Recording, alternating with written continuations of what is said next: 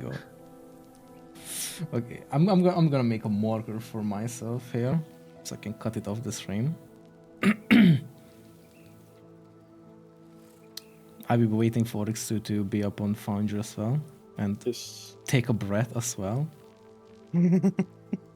Comes in, gets beheaded by the king. Oh yeah, that's gonna be good. Oh yeah. Yeah, But- oh my, yeah, that would be good. Like we've been waiting for Horus, and now Thomas goes like, yeah, the king kills you. We're gonna roll a new character Okay. for you next week, but we can continue with the rest of the tree for now. Oh god. Okay, you're all finally here. Roll for initiative. Oh no. Okay. If I recall, Shy and I are in the basement still. Yep. Yeah, still hiding. I think everyone except for Augustus is still in the basement. And Zeph, yes. Zeph all this. Oh, Zeph all. Oh. Zeph going was to die. outside as well, behind Augustus.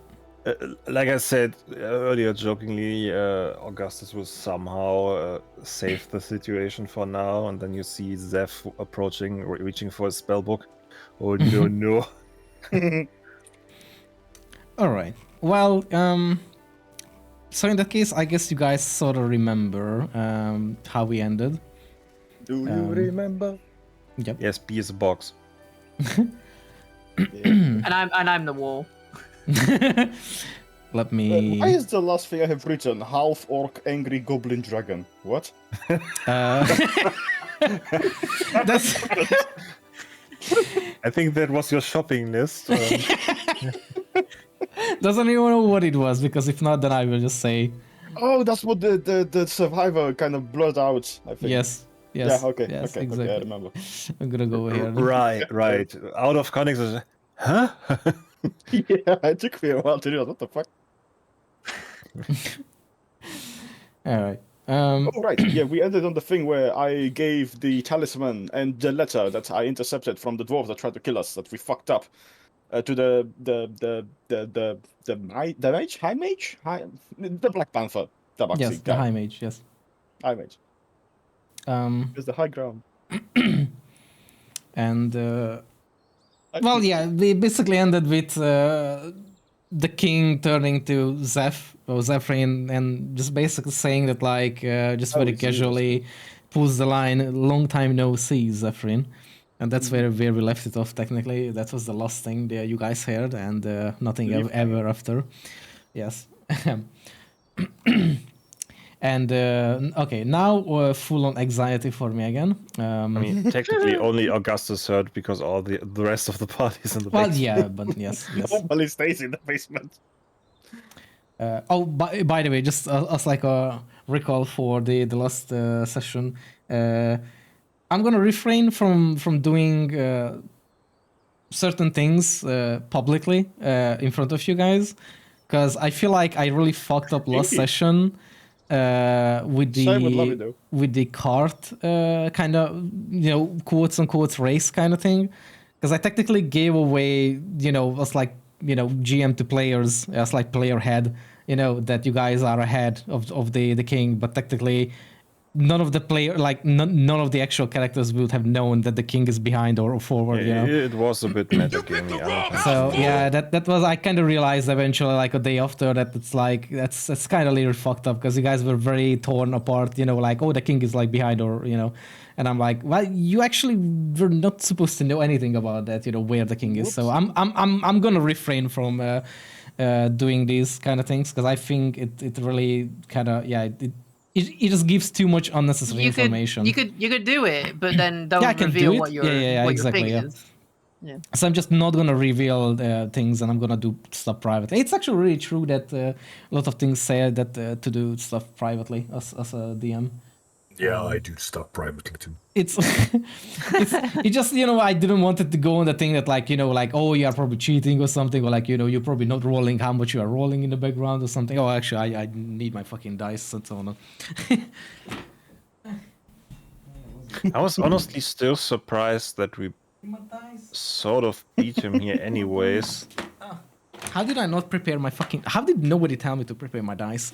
It's What like, have you guys been You doing? forgot to prepare your dice. thanks. We were just relaxing, chilling, talking about games. Gaming. Well, now I'm suspicious. I'm gonna just Gaming. pull this out for a Gaming. second. Oh god.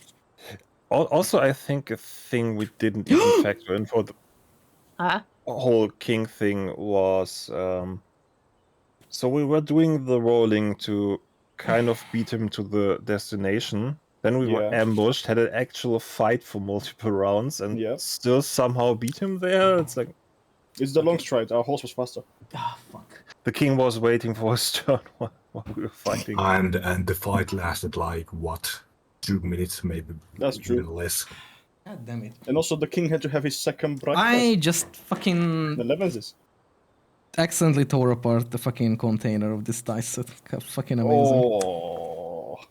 The fucking leather bound one. Well, not the leather bound one, but like fake leather or whatever the fuck it is. I don't know. It's actually. It's pretty much just fake.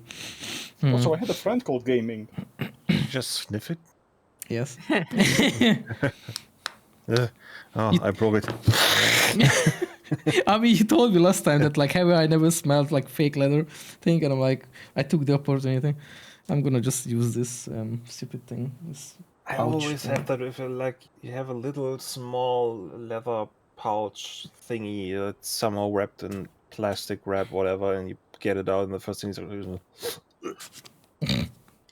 Alright. this fake chemical smell that probably was used to sanitize it or whatever. All right, sorry about that. Okay. So, Initial reaction sounded like you dropped your glass dice and they shattered. oh no, please. I actually dropped it last time, but yeah, where is my D20? There is my D20. That's what I'm. Rolls net one, dice breaks into halves. So, Oh my god, that would be so sick though. So the rest of you guys are still inside the little cellars, and there is Augustus outside with Zeph behind. And yeah, the last moment was where the king sort of greeted Zeph with the line, long time no see, Zephyrin. And Guys, Is I that- think they may have a history together. well, yeah, might be. So Zephyrin kind of turns around with like a very awkward sort of face, and kind of just like, yeah, hey, yeah, kind of like super awkward, honestly. Kind of, if Augustus will look at him, you will see that, or he will see that he kind of like really avoids, like his gaze is just shifting around, kind of like not really wanting to look at the king and stuff like that, still just kind of avoids eye contact completely. And then you can see the king just very casually walk over. You can see this big looming lion-like tabaxi that is like almost like double the size of like a human, or like a smaller human. Okay, not really double the size, but like still very, like Zeph would reach up to his like chest part maybe at best. It's kind of like pretty tall and well, beefy and buff. I think you just said like 10 times. I in a know. row. I'm just trying to describe. I'm nervous. Okay, I'm nervous. Try to relax. I can't. Relax. It's still the start, and I'm very like. Likes are also my favorite enemy from the Zelda series.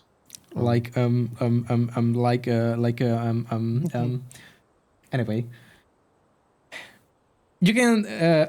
Augustus would see him, sort of, smack him on the head, but not in this like. Not in this malicious manner, but more friendly. And he would just say, no, stop. He would just say, God, I can't consider it now. I'm fucking laughing this off. It's not good. I'm trying to play a king. I have to think like a king. Get on your knees! No. No king shaming. Open your mouth. Oh, no. Sorry. I'm trying to take this seriously. It's really hard. I'm very nervous, okay? Sorry. It's still a start, technically. This is so adorable. The king sort of smacks him on the head, very, very gently and lightly, obviously, and just tells him, I told you to I told you before to be more formal. And Zephyrin just kind of looks up at him and says, "My apologies, Your Highness." And God, I'm fucking. Why am I so nervous? I hate this. Oh my God, I don't want to put this on YouTube anymore. No worries. The king will turn to Augustus and will ask you, are there more people down? Well, since you mentioned before, that people are down. He actually says that I want everyone to come out. Ah, fuck. And the guards will also just stay around this ruined house, around the cellars and the entry to it. Well, right away, Your Highness. Then I stand up and I go back down. Mm-hmm. Okay, so as I get down, I go, the king is here, and he wants all of us to come out. And apparently he's a pal with Zeph, so we should be fine. I say. Oh, To so you everyone. don't think that we're gonna die? Let's focus on the positives. No. Okay. B takes the crate off his head and places it in the corner.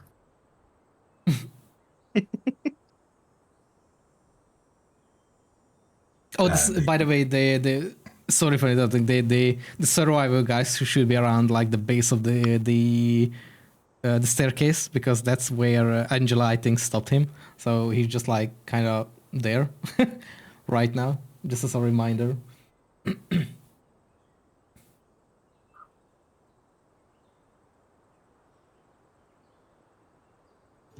Well, B is Angela. B is ready to go out. Angela isn't quite ready to step outside.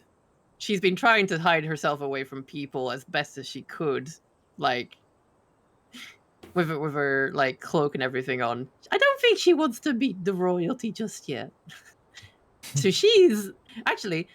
Can I roll stealth to see if Angela's hiding and no one can see her or find her? Mm-hmm. Yeah, you can roll, and I will roll against you. Okay, Well, sort of. Well, you will just roll for it, and I will take that for, when I have to. Okay, 12.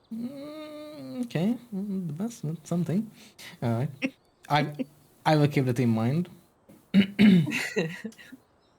The king obviously just still stands outside at the base of not at the base, but like the upper part of the staircase in front of it, and kind of you can see this huge great sword that it just plummets into the ground and kind of like rests on it, with like two hands, like how workers do when they're like not doing shit, basically, and it just sticks into the ground, but you can see this heavily armored king, basically. And and he just pretty much says, "I got all the time in the world for this." And Wait, just he keeps does? waiting. He does? Well, he's very calm.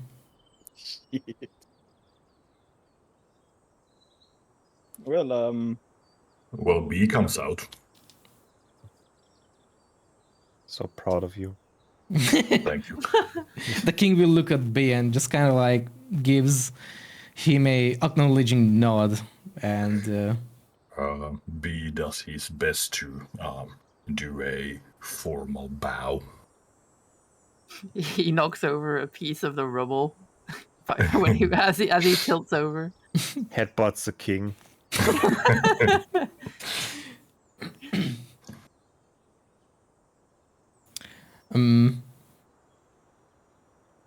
So hold on, trying to remember. Did you guys knock out the survivor or not in the end? Because I know that it was trying to escape or like run out it just stopped by Angela. Okay, so it's still being kind of like Kind of huddled up and like scared at the bottom. in shock. Okay. I think he passed out from that last time. Okay, That might be. I will try to get him out. And Oh, hey, look, that's the 4 people you need. I'm not here. yeah, right. I think I did say 4 plus a survivor. No, that might be whatever. Maybe they overheard this. Anyway, yeah. So I will try to get out the survivor with me, and we'll see if the king remembers. The king will greet you with the survival. Again, like obviously sees you go down and come up with the survival, and The survivor. I'm kind of trying to solitary. think. I'm kind of lost on this a bit. Hold on. What the fuck? So you said the king is at the top of the stairs to the cellar, right? Well, like in front of the staircase, so he will see down, like downward still from eye level. Just asking because there would be no logical way that I could sneak out of here somehow. No, he's standing there. He's absolutely looking over. He doesn't see inside the cellars, obviously, because there is, that's basically a room. But he can see through the the staircase, or like across the staircase, where the staircase is, obviously, because it's a hole. Today, your Highness, we came here so your people won't mess everything up. Yeah. The king will turn to Zeph once again and sort of gestures to him to come closer, which way Zeph gets, walks up to him. And you can hear the king just say, "So this is your little group again?" And Zeph just kind of kind of rubs his temple and responds with, "No, your highness, they're just people I hired to escort me here. They have nothing to do with anything." And then So the king that is just why nods. you try to kill us. Okay.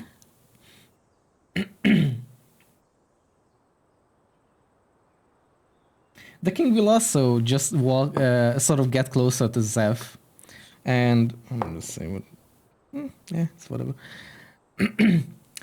He approaches. The king approaches Zeph and will grab Zeph by the collar, and sort of drags him away while kind of lifting him up, but not enough that like his feet gets dragged over on the ground while Zeph is just like I can walk, just like being like dragged up, while the soldiers or the guards will follow the king. The king just shows them a hand to halt and just stay where they are, and says that it's a private talk. B will try to grab the survivor in similar nature, taking lead from the king, and try to bring the survivor where the king is bringing the Zeph.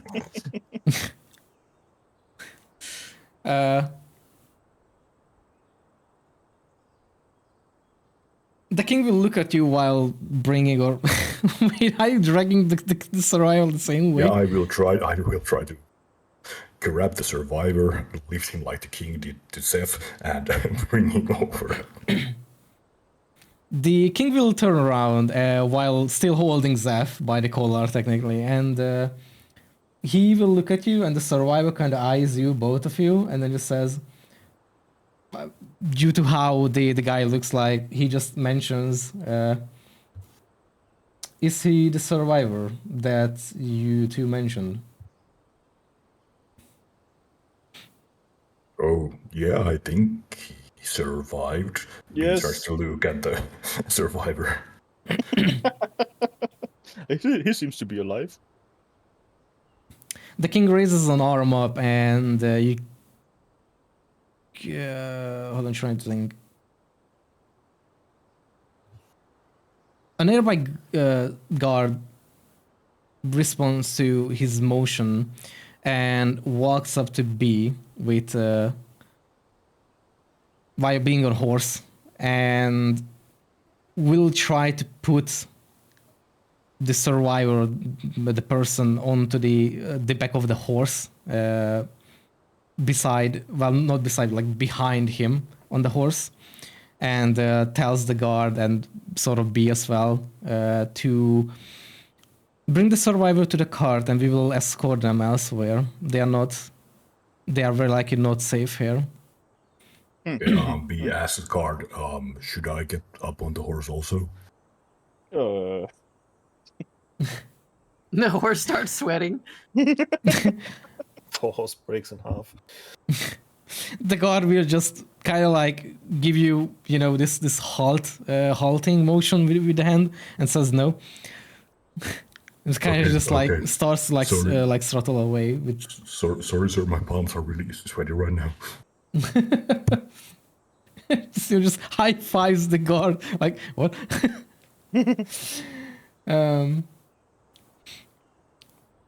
The king then drags Zeph a little bit further away and says to anyone around that, like, I want to talk privately. And kind of like takes a good couple of steps away. Even when the high mage will follow the king, because the high mage is always around, the king tells even the high mage to not disturb right now, because he would like to speak with Zephyr in private right now. Oh. And while the high mage looks annoyed, he does respect the decision and walks back to the cart. And from the distance, while they are like quite like maybe like 80, 90 feet away or something, you guys will see this very behavior of something similar to like a mix between two friends and like a very older brother to a younger brother sort of behavior, where Zephyr is very where the king puts down Zeph on the ground and kind of dusts him off and fixes his collar and such.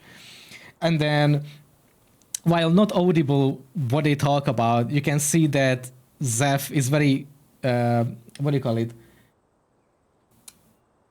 He's very expressive with his gestures of hand and arm movement and his entire body language of sort of like explaining things or trying to explain things, while the king is just standing above him with arms crossed and very much just occasionally very gently poking him around the chest, when you're like just like trying to tell someone like, I told you not to, sort of like, feel like vibe to it.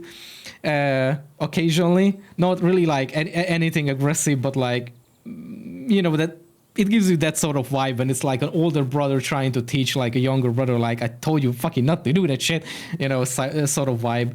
But it's not really audible what they talk about. This short conversation going for like about half a minute before they interrupt, and both Zeph and the king will walk back up to the group, and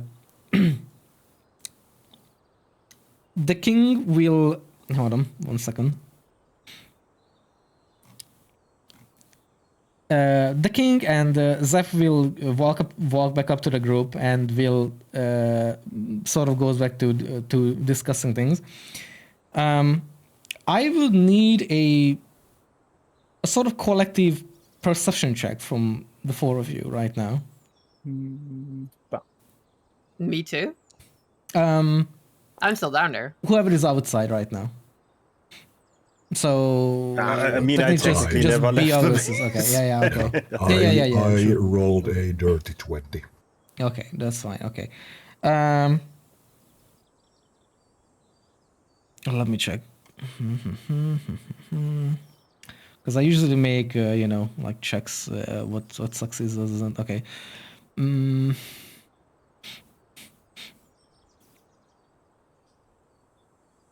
Oh god, I had a mistake of drinking this Fanta in one go. Oh god, the gas, the barfs. I'm sorry, I apologize. So B, you will notice a weird, for like a moment, you will notice a weird shade, and then a little bit of a glint up in the sky. Okay. Would my danger sense tingle? Danger sense. Yes. Yes, I have Oh. a danger sense. Oh, you actually do. Holy shit. Yeah. No. We would immediately like his fur would like bristle a little bit, and then he would like lowly grumble in a voice that carries that something's wrong, something's coming off the sky. There's danger. All right. With that, you can see a huge fireball approaching, and Oh, because you mentioned or conveyed that, gave immediate alert that you've seen something in the sky, which could have been anything, but it is, you can see immediately when you will look up that, oh, it's a fucking fireball. The king and the high mage and all the soldiers turn around. This happens in like a mere less than 2 seconds, sort of. Everyone just reacting to it. You can see the fighter approaching and then immediately crashing against a sort of a yellowish barrier, and then you can see the high mage holding his An umbrella. his staff up. Like toward the sky, and you can see that as soon the fireball hits the this barrier that the high mage created, it immediately shatters, but the fire like dissipates from it as well, so it sort of blocked the attack. And the moment after, while looking up in the sky, there is everyone can spot it also approaching, but it's also talking. You can see a goblin riding a red dragon that is approaching. Ah, fuck. And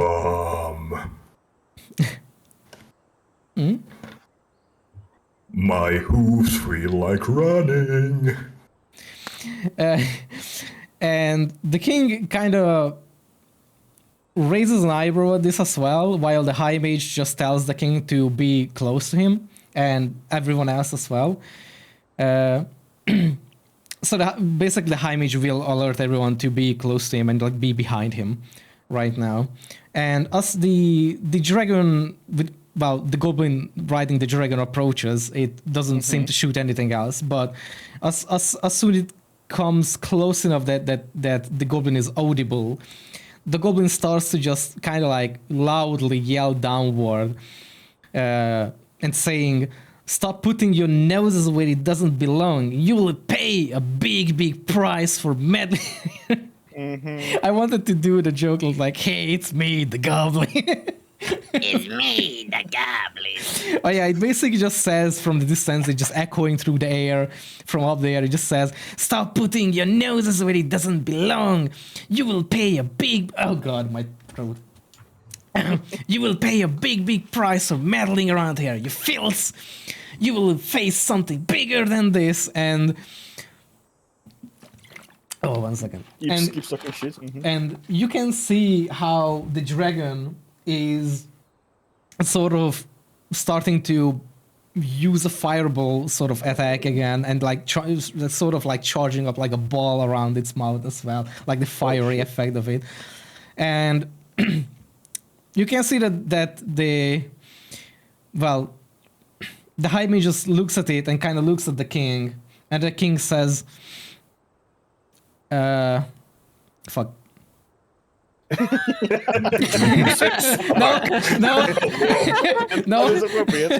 that was not what the king said. I forgot the line. The wise words of a king. The king paused and he said, "That was a bad time." That's not what... No, I fucked it up. The king wasn't supposed to say anything. Sorry. The high mage will... I thought a single word. God, me Lord. No. No, stop. Fuck it. I ruined it so badly. Sorry. Oh my god. By the way, I ruined the vibe. Oh my god. Anyway, the high mage raises up his staff again and looks at the king, and the king kind of thinks for like a second or two, and then looks back at the high mage, and gives him a nod. And with that, the High Mage will cast a scorching ray toward the goblin into the sky, and you can see how it immediately interrupts both the dragon, and because of how it interrupts it, it flinches in the air, and the scorching ray effectively what is the word? Disintegrates basically the goblin on the dragon, and it also scorches like visibly the dragon's neck as it flinches, and then it makes this. Well, I don't know what kind of sounds will the dragon make when it's like gets like like kind of like shot basically, but sort of like makes this like sort of higher pitched sound. I have an idea. Fuck. No, it kind of like yelps in sort of like pain almost, but not. And because of flinch and because the goblin kind of like disintegrating into nothingness, yeah, pretty much, it just like gets vanished like out of existence basically. The dragon will immediately start to flee, and while the High Mage would prepare another shot at the dragon, the king will stop him and just like kind of just put his hand on his arm to like lower his staff, and we'll just say to like and he will just say fuck. Sorry. Oh my god. I did. Oh my god. No, but I'm trying to put my mindset into a king. What the fuck would a king say like that? But It's not my only god. God. It's my god, I'm so bad with like this kind of NPC role playing parts. Oh, I hate it. Don't worry, you got this. It's going great. He basically just like lowers the High Mage's hand with a staff, and basically just says don't. It's fine. That's enough. Oh yeah, that's enough. That's also more than enough. I just want everyone to know that Augustus is currently standing very, very content with himself, with spread legs and just, arms on the hips and just going like, so it was a trap. Vindication. Happy that it actually was a trap. The king will turn around upon mentioning that and kind of sort of places a hand on your shoulder or on Augustus' shoulder. Mine? Wow, oh shit. Yeah, yes. And we'll ask you, kind of like lowers his posture and body, kind of like goes on his knees to be on sort of your eye level. And we'll just very gently, like very calm. Like he's still big and beefy and everything, but he's very calm and like very asserted. And he will ask you. Biggest fucking lion guy. Yeah. He will ask you. Hold on, where did I make a note? Hold on.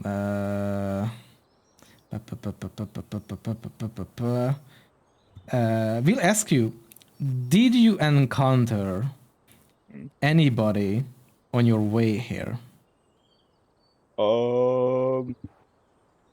We went through a guard checkpoint, Your Highness, and I used the information from the letter to get past it without having to fight them.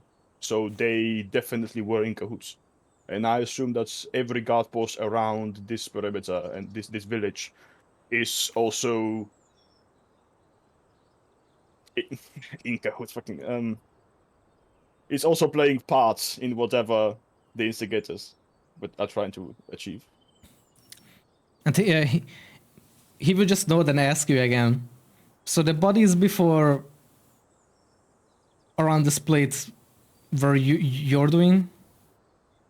On the way here, we were intercepted by a group of, 4 dwarves? No, it was just like a A bunch dwarf, a woman, yeah, and then just a few like humanoid, like human, like. Yeah, we intercepted a trap. They were basically And- 5 bandits or whatever. Yeah, and we killed 5 bandits. One of whom also had the letter and the talisman. The king It will. was in self-defense, though. I'm gonna say it was in self-defense. Like, So it was an ambush then. Well, yeah, we got ambushed. They had a broken cart, and I went down to try and repair it, and they attacked us. Me up close and free from the woods. The king will just throw his sort of main beard kind of thing, and nods at you in acknowledgement while looking a bit away, thinking. I had to contemplate. I had to And consider. he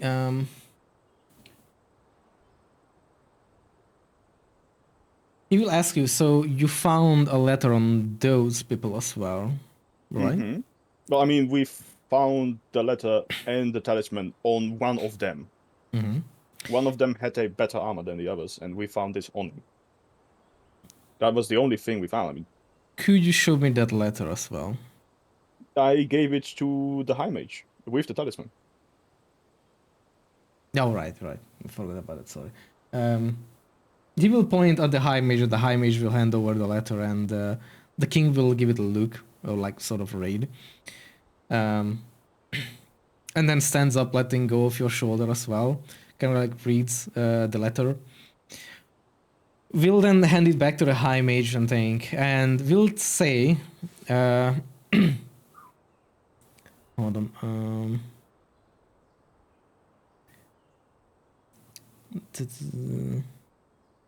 the king will say, on our way here, we bumped, well, not exactly, but we did bump into this Garpas that you mentioned nearby. They weren't around and they tried to hide from us. However, my man found most of them while they tried to run away. But we captured 2 of them. And we slain the rest because they tried to fight back. However, Understandable. the captured 2 ones has been escorted to a nearby other town, Lost Haven. They also had one similar letter on them. And the king will hand you over a copy of the letter. You can see that it's clearly just a copy and not the original. You can see that it's just someone basically copied over all the text. And It's the same thing, right? no, I will give you the item in 1 second. Huh. Hold on, I need your inventory for a minute. Hold on, this one. I need your inventory. Hold on. Let me see. And there it will be. It's called copy letter. Just for Ah. you know.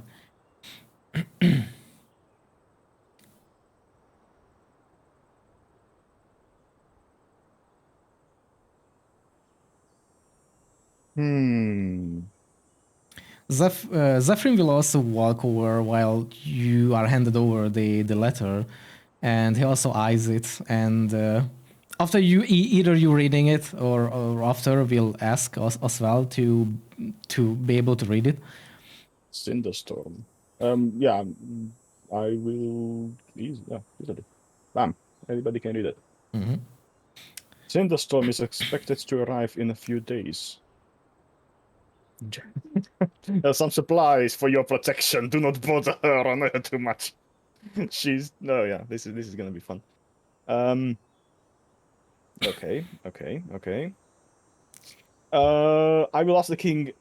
Your Highness, you said that you have sent those 2 guards to a nearby town. Yes, they've been captured, and we will imprison them for And further interrogation. Yeah, did you send your part of your guards with them? Yes, they are with 4 of my horse guards or horsemen. Then I assume that that may have actually been a tactic to rid you of even more guards and make you more vulnerable. And I also would not be surprised if somebody can organize a blockade, a secret blockade around a city. I can easily see that they would also have men in the city that you send them to, if it's nearby. Am I going too conspiratorial on this? No, I mean that I feel like that would be reasonable to assume. Well, the king What do you think this?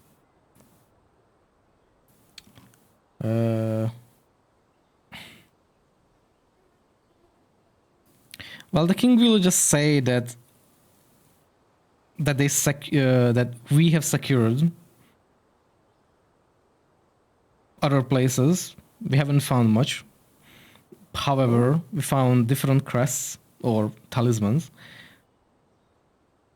in the nearby town. I'm trying to think.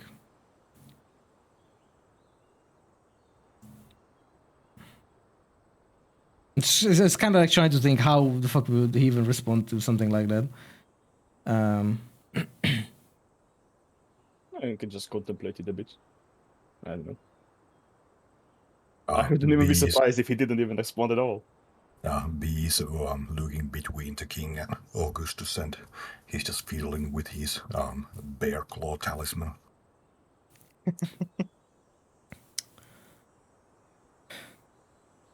The king will just say, the king will sort of say that noted. However, they will be there if you wish to interrogate them as well once they are capable of being interrogated. You can as well ask them questions. Well, sort of talking to the group that is around right now, like Zeph, you, and sort of B. Mostly kind of aiming at you and like Zeph mainly. I see how it is. Yeah, because they kind of like sees the rest of you, like, well, B at least to be like sort of like kind of the two. He doesn't really have the context of like who is who or like who hired who or whatnot. He just kind of knows Zeph, sort of. And Then I fired a bullet at his wagon, so I guess I'm in his mind. and the king will just say that it will be kind if you guys will also be able to escort the survivor to that town as well. We can provide a horse if you wish to. I do have to go elsewhere. Unfortunately, I can't really go there. However, I will have news of things.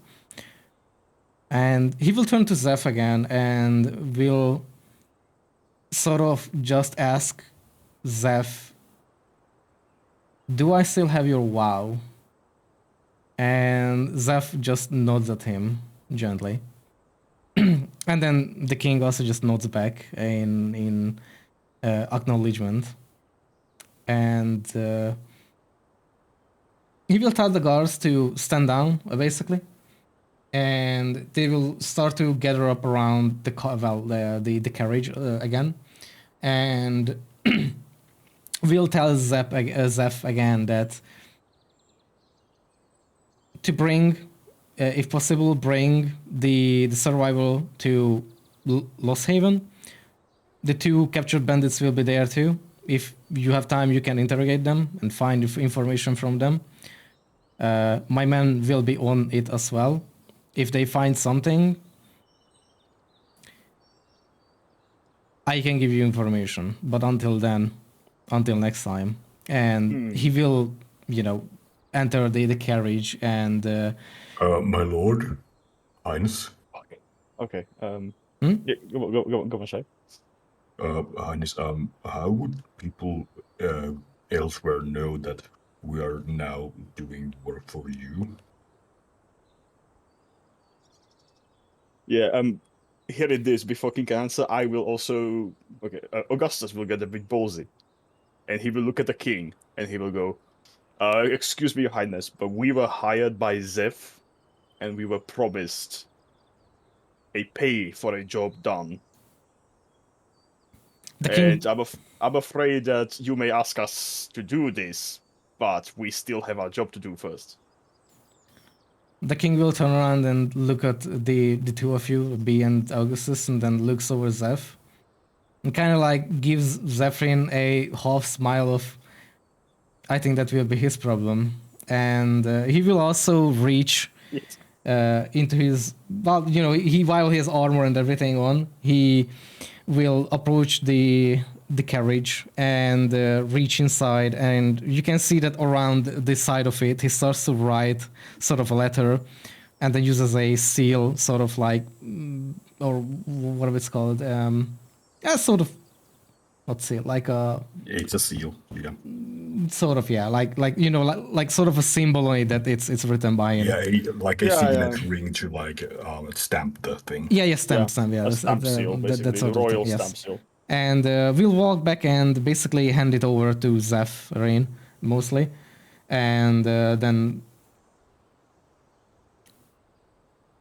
basically we'll give a nod to everyone, like a gentle, like, you know, goodbye sort of like nod, without saying much, and we'll head back to the carriage. He will, you know, get into it with the high mage as well, while the guards surround the cart, and we'll actually head off slowly from where they came from. Okay, as I see them leave, I guess it just goes. I thought I was gonna die. Oh no, I know we shouldn't do that. And then I will grab Zev, and I will start like I grab him by the collar, or like you know, by the chest piece, and I start shaking him back and forth. This was never planned. Zev just gets shaken up quite a lot. He's kind of like trying to calm you down, and he's just like, nothing is ever planned, calm down. Lots of choking today. Yeah, I would punch him, but instead I'm just gonna go back down to the cellar. I'm just gonna sit in the cellar in a fetal position, and I'm just gonna hop back and forth for a bit. Just in the corner, I'm gonna huddle down. Well, the king seemed kind of nice. But yeah, by the way, the horse without the guard is left there with the survival sail on the back. I eat it. You what? You eat it? Okay, I won't eat it. Oh my god! I'm scared like that. You ate it?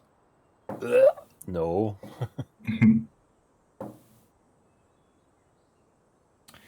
What do we do now? But the survivor is still knocked out, though. That I can say.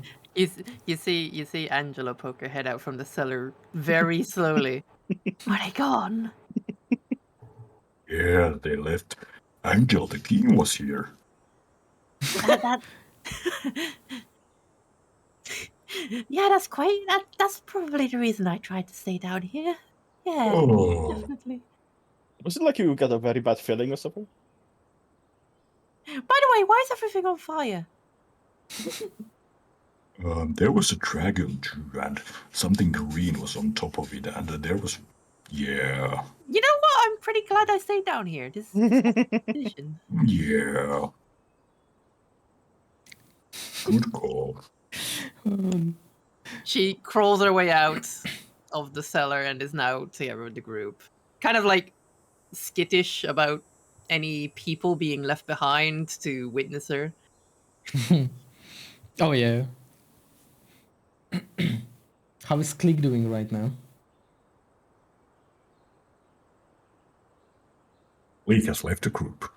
Asen fell asleep since we haven't been interacted. After his last 10 minutes long staring contest with Angela in the basement, Cleek, after noticing that the commotion outside, and I guess he would sort of hear that the army is leaving because an army would make noise, Yeah. to some degree.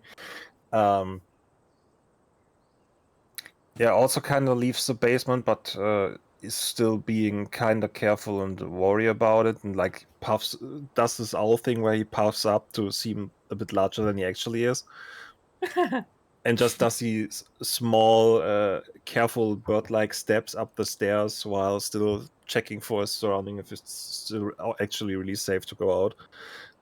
I didn't see another dragon, at least. So far.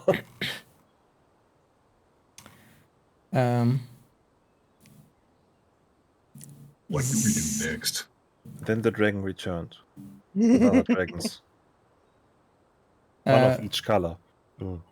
Meanwhile, Zeph will also look at the little letter, sort of parchment kind of thing that the king makeshift wrote up, and it pretty much just if anyone will be able to see it or read it right now in his hands while he's checking it, it would just say that Angela leans over his head.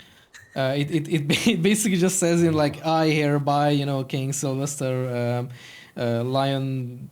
Lionheart give permission to Zephyrin Korinov to and his men, or his men in the sense of whoever he is with.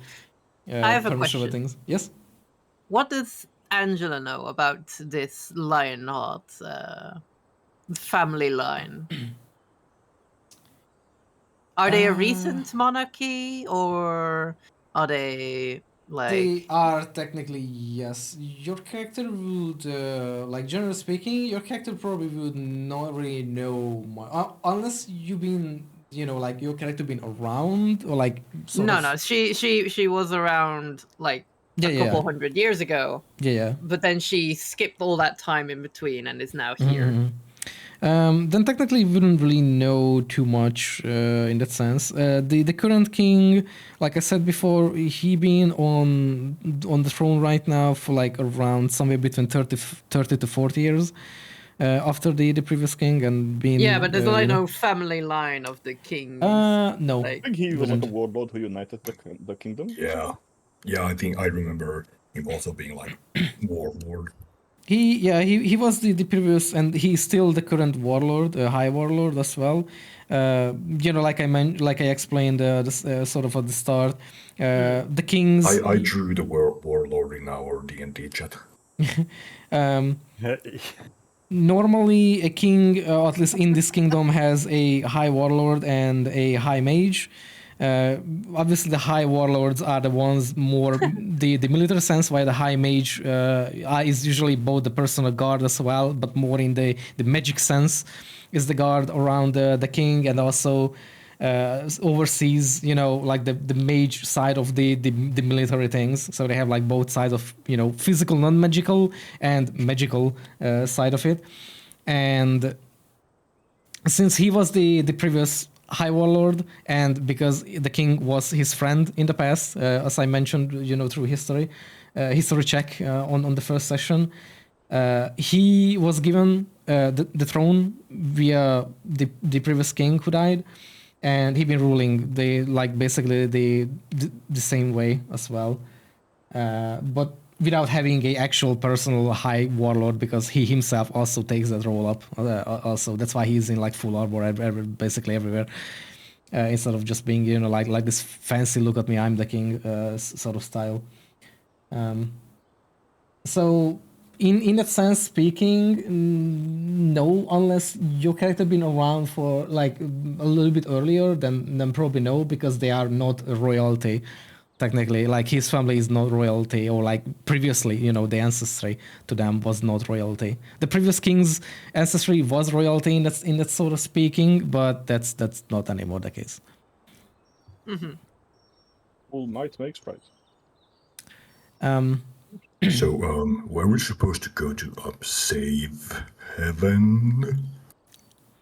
Zephyrin looks while reading the thing and kind of responds back kind of nonchalantly to B, and he's just I think Lost Haven is around the northish, while reading the letter, and then kind of pockets it away, thinking. And he says, that will be not so bad either. We could get the survivor there too, I guess. And there I could stock up, and if you guys want some payment for some part of the job already, I could also give that. And it will be handy for me too, because he kind of searches around, or rummages around his big bag of scrolls and papers and everything, and pulls out the little sort of rocks and stones that B carved out of the little, from the explosion part, where the epicenter seemed to happen. And he mentions I know actually a person, a sort of old friend who could help me out identifying what kind of material this could be. Not in Lost Haven, but there is a nearby little village that I know, and we could part ways there temporarily. And if you guys need, we could, he mentions. He sort of mentions, and if you guys need some rest, we can also rest there. I can pay for one for one night if you guys need some rest. That would be quite lovely. What do you guys think? After having some time to himself and just collecting his thoughts about what the fuck just happened, like Augustus is finally gonna come out the cellar. Yeah, I don't know, but that sounds like a logical next step. Well, there's no use waiting in this dump. Might as well go to civilization again. Zeph will also approach the horse while seeing the survivor just put on its back, and kind of like looks around the all of you and just asks like, does anyone know how to pull or like lead horses? Oh, me. He's Angela is like before you even know, Angela is already at the front of the cart. Surprisingly swift. So The horse runs away in a panic. So you guys basically have one extra horse right now. It can't run away because it's stuck by the tar. So the way it seems right now is that you guys have the cart with horse, and now you guys have an extra horse with a survivor right now on it, just being put onto his back. And it's kind of separated from the survivor is kept on the horse by tar. Glued to the horse. Yeah, glued to the horse. The guy who has such a bad headache. It's not even on the horse, he's just glued to the side of the horse. Maybe the poor sod could just like lay in the cart and, I don't know, Angela, you could ride the horse, I think, or something. I don't know. I mean, sure, I could do that as well. If anyone else would like to lead the cart. It seemed like fun. I could try. Could you roll me? Sorry, meanwhile, Drew, could you roll me a charisma check just in the background for me? Okay, in the background. I just want to say something. Yeah. That's 4. Okay. Meanwhile, the unconscious survivor sort of wakes up temporarily, kind of like, kind of like sees himself being on like a cart and kind of like quickly tries to look around and kind of like sees Angela being on the cart and kind of just passes out immediately again. I rolled a 2. Yeah. Shy, I'm not shy. B would like to approach the horse that is pulling the wagon and kind of like try to go at it and like stroke his forehead and like, would you like mind if we were together on this trip? You seem like a good horsey, and I am a good minotaur, so we should get along, right? Hey. Can you give me a persuasion check, Shy? Persuasion check for the horse. There is animal handling also. Animal handling, I think. Then animal handling. Whatever. Whichever. I mean, can you talk to animals? That'd be wild if you could. I mean, you can talk to animals. No, normal you can. I mean, like, doesn't mean can they you understand understand. 12.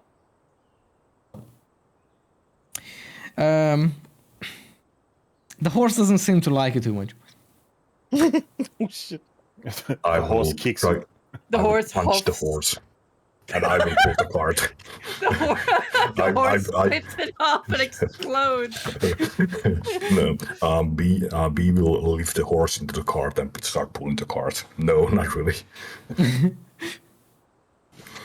be wild, though.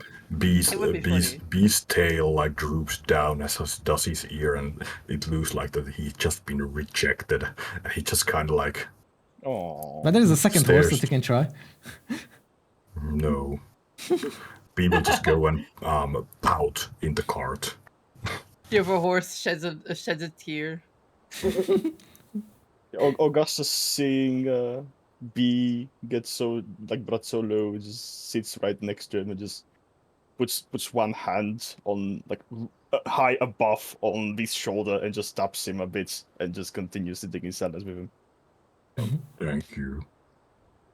So Zephyr meanwhile also gets onto the cart and just takes his lovely little usual spot. Okay, so we have a cart, but we have no driver. Angela just gets back to the front again. Yeah, Angela was there actually. Yes. The best driver of us all. Yes. Should I roll animal handling for Actually, this? you know what? Yeah, sure. All Let's right. see how it goes. How do you handle the animals? I think I'm well qualified enough. Yeah, that's a 17. Ah, that's pretty good. Okay, Nice. okay. That's actually pretty good. Surprisingly. My animal handling is not that bad. Yeah. I'm surprised. The animals feel So you. you took care of the horse in front of the cart then, or Yeah. because I mean, we I'm still not have to gonna deal lie. with the other horse? I thought for a second like I was riding on the other horse, and then suddenly I'm on the cart, and now I am driving the cart again. I am not quite sure where I am specifically because it seems like And we are just leaving the other horse behind. Yeah, No, kinda I'm confused. just asking if which of the horses I'm going to deal with, which one is left. So the one with the survivor glue to it is still up for grabs, I guess. Well, I got Yes, yes. slightly confused too, actually, because at the start when you said that you go to the front, I thought that you meant like. I that- mean, that I you go... was, and then B asked if I could like ride the other horse, and I went, oh, all right. And then when B Oh. was talking, B said that I was on the And- cart. Angela just teleports behind the cart horse. Nothing personal, kid. Yeah. Now we actually notice there's 3 Angelas going around. Just multiple. Three Angels. Angela's in a trench coat. She's actually not that tall, and there's 3 of her.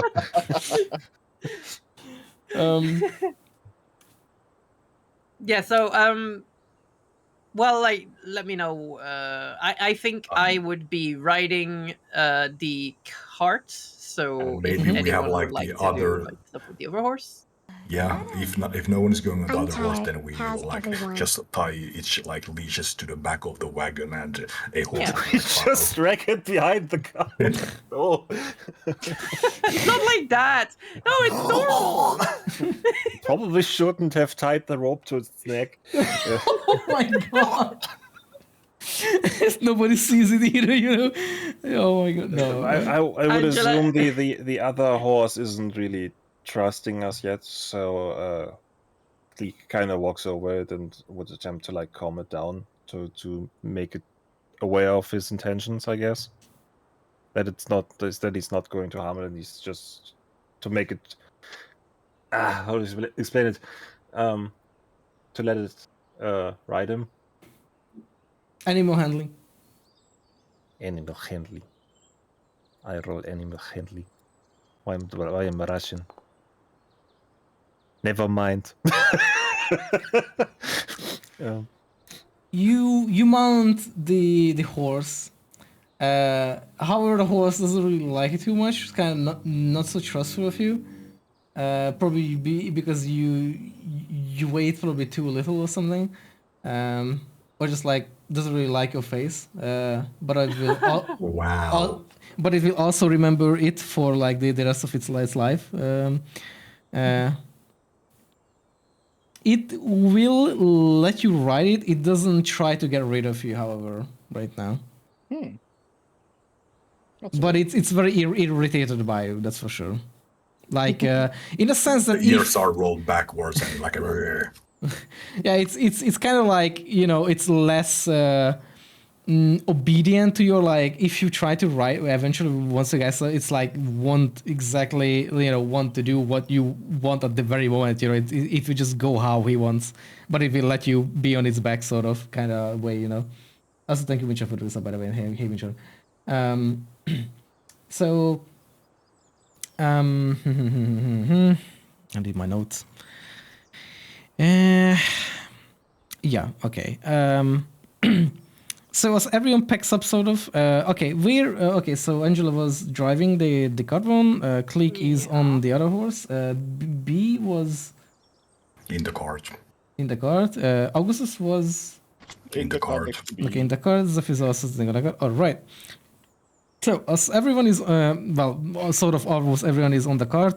Click will sort of follow, or the horse will follow actually the cart. Honestly, if this horse is trying to pull any bullshit on me, I'm just going to use my talents as spurs. The what? The which one? The talons. As Oh, the Talents on talons. my feet to the like the bits Oh, God. Yes. cowboys or knights Oh, were yeah, on, yeah. on Oh, their God. heels to Yeah. stab the horse with. Yeah, spiky thing. Yeah. So you guys head off from Tar Hollow.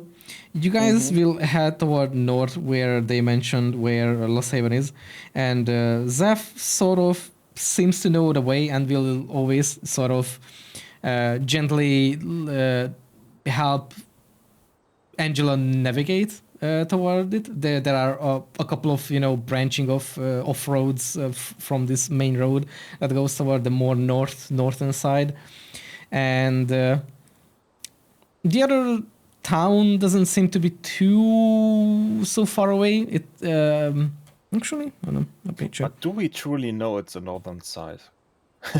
Well, probably from the sky. or something. I have trust issues towards Zeph at this point. well, if B would know that they need to go north, then B would be pointing out that there is north. Angela, can you roll me a 1d4? Sure. That's how many thing. I- hours that it will take you guys. A bee's head always faces toward the north. Yes. 3 hours. All right. Yeah, actually, that's actually true. That technically B knows which way is on. 3 hours. All right. You guys take about 3 hours. A small question there. It also, because it's more of just a calm kind of like stroll, especially with like a 3 hour ride. You guys are. Will anyone sort of? Maybe not, because I don't think. Yeah, never mind. You guys take 3 hours to reach up to Lost Haven, and God. Into Lost Haven, you guys find. Actually, I'm going to just switch the scene because hold on. Just think of this one. Still Right. upset we couldn't take the cannon with us. Don't take it literally. Just I can't find more. Yeah, Anything. Apart from AI bullshit. It's just memes. And it's just for the vibe. You guys enter sort of, or like approach the town. You guys can feel that there is a more of a drizzle of a rain, like slightly rainy weather. The town seems to be pretty chill. Apart from that, it's bigger than a village. It's more sort of like a smaller town. It's built pretty nicely and neatly. It's very cozy. It's kind of still near this sort of marsh, swampish area, but kind of like still on the edge where it's not, like water everywhere. Before we get too close to this village, Angela is going to hand the reins to someone else, and she is going to cloak up and kind of blend in with the group in the cart. I'll take over. Can you give me animal handling as well for it? Just want to see how it goes. 4. All right. Augustus takes over the reins, and We go off road. Wheel breaks. Augustus is like, yeah, I did this before, and then kind of like whips the thing. Yeah, actually, Augustus will be sweating visibly. Just from trying to do it, but he will try. Augustus is confused why Angela has set the horse to inverted controls. August is trying to drive from the wrong end of the cart. Also, the moment I sit down and take the reins, the horse gets visibly shaken, and just it is clear that he does not like me, and starts backing a bit. Oh, Yeah. whoa. Easy there. Can I try to help ease the horse a little bit while trying to blend in? Yeah, and I will do it in a way that Augustus can roll with like a wait, do you want to just like help out? Yeah, help out. Okay, then give me another animal handling check, but with advantage this time, and I will see how it kind of blends into it. For Augustus, not me. Right? Yeah, Augustus. Yeah, yeah. Wait, so what do I roll? Animal handling, but you have an advantage this time. Yes. Then we'll see how it works out. For a 1 moment, I and was 8. Okay, That's double the previous it's one. Angela is like hanging right next to Augustus. It's like, all right, look, so you have to hold the reins like this. Do not whip the reins unless you really want the horse to go crazy. And Augustus just whips it. you mean like this? Yeah, I slip a bit and I pull on them, and as I pull, they whip out. Angela falls backwards into the cart. Driving. Oh my god. Yeah, you all end up approaching Lost Haven, still around the edge, but you guys can see from the sort of distance or the horizon. I mean, it's kind of flat, so yeah, horizon technically. You guys approach the town. It's not like I mentioned. It's not super big. It's like a normal smaller town. It has its own roads as well. As you guys approach more and more, you guys can see that from dirt road, it's sort of slightly eventually transition into a more a little bit more sturdier, rocky, like rock road sort of. The best way I could describe it. Like an actual road. Yeah, like a more proper road built, like they kind of do in these kind of towns, unlike in villages. And you guys head in.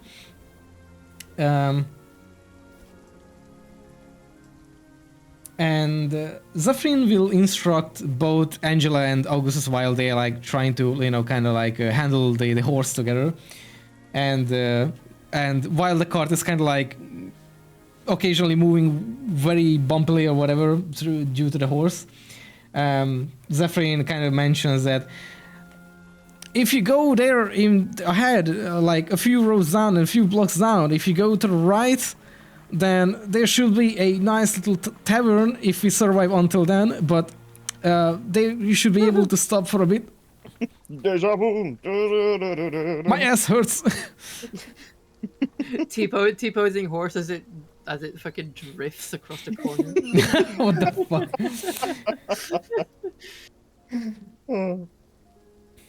Into the tavern we go. I mean, No, not into the tavern with the horse. fucking into the living room. Peter, the horse is here. Oh my god, yeah.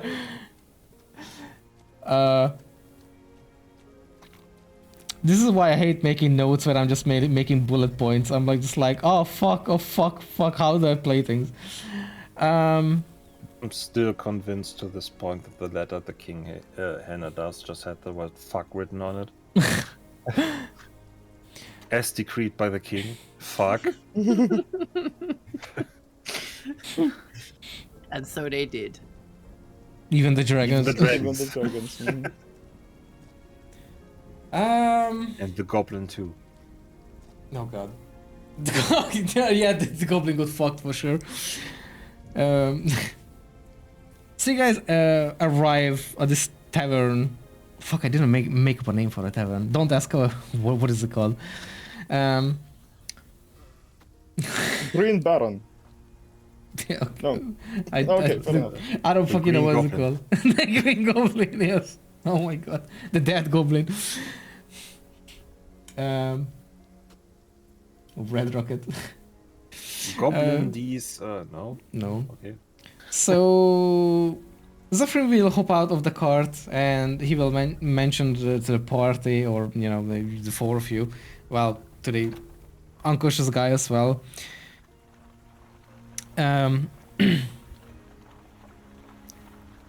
He will just say, oh my god, I'm so bad with role-playing NPCs, fucking hell. It's so No, hard. don't worry about it. Just cheers.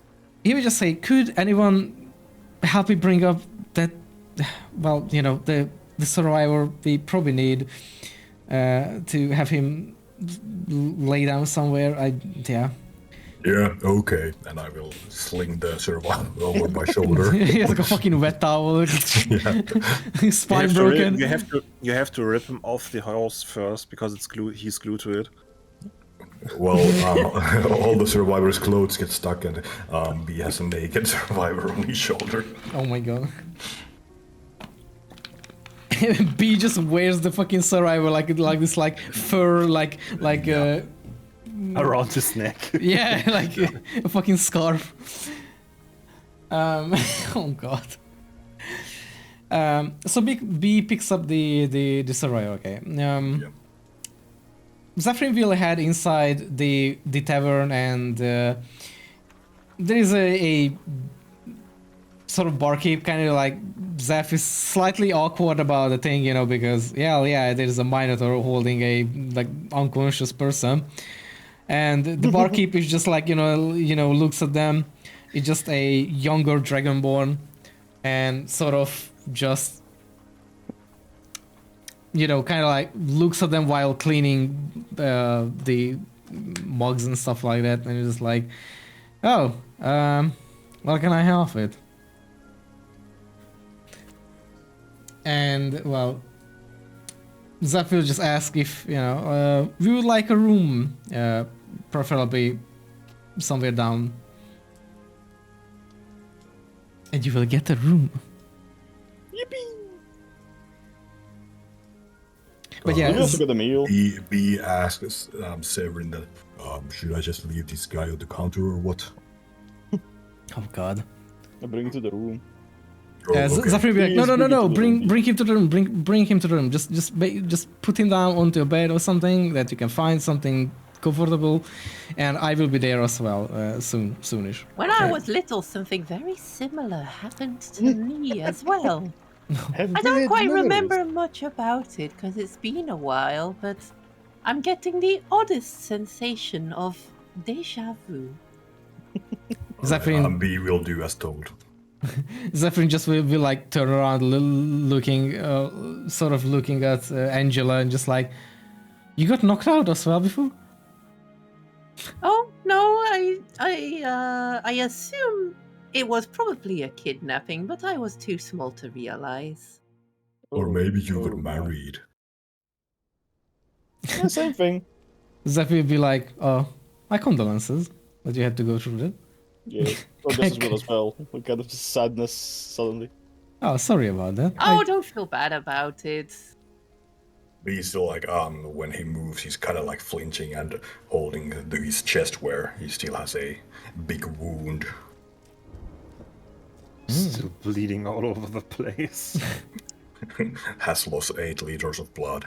1,000,000% blood instead of muscle. I would. Yeah, he's like completely inflated.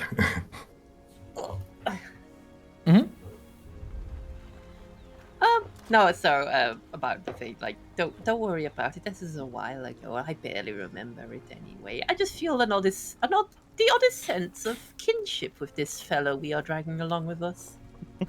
Turns out to be like level 10 sorcerer or something. Zephyr kind of just thinks, kind of like strokes his beard a little bit, that like very, very, very nothing much of a beard that he has. More like a mustache at this point, just only, like a small beard. An attempt at a beard that isn't fully formed. Yeah. He just a looks few young. hairs on his upper lip. Just a single strand of hair that's on the chin. That is not funny. Alright, try, sorry. Yeah, Zephyr just turned around kind of thinking, and he's like, should we go upstairs? Are there people looking at us holding this guy? Definitely. Yeah, pretty well, actually. There are like 13 guys, yes. Most people just minding their business, but some people are just like drinking, like, just like while staring at like the 5 of you or 4 or 6 at this point, depending who is where. Well, we would like to carry the guy to the room and like toss him over to a bed or something, but he'd be like looking pretty interested about it. I go like, I could really like a drink. I haven't had a brew in a long time.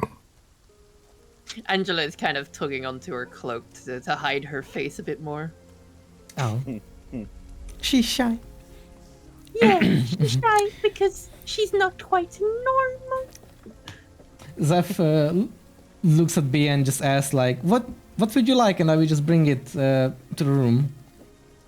Oh, a beer, a big pint of beer. I would ask for Augustus would ask for a proper meal. Like, yeah, a proper meal would do good. Mm-hmm. Didn't get to eat much of the sweets from the carnival. Zephyrin will just look at the barkeep and will just say, well, you heard my man. They are thirsty, we are hungry, and I will take the keys, yes, and he will just like fetch the key and, Angela tugs on Zeph's cloak. Do they have wine here? Zeph just turns on like, oh, wine, oh, that is, oh, now that's a good taste. Yes, and then turns back to the barkeep and is like, do you have wine? Your finest wine. And then the barkeep is like, oh, absolutely, we have a... He walks down this ladder right behind like the desk where like walking down the stairs, doop, doop, doop, doop, doop. Yeah. and then he comes out with a I don't really know what year it is, but like the equivalent of a 1945 Chardonnay, It is a bottle of wine that 800 is years old wine. a bottle of wine that is still somehow younger than Angela. Just like, wait, I remember this bottle. Oh yeah, it's like, oh. Oh, I remember this. So that means Old Man Jenkins really did finish that winery he wanted. Oh my god, yeah.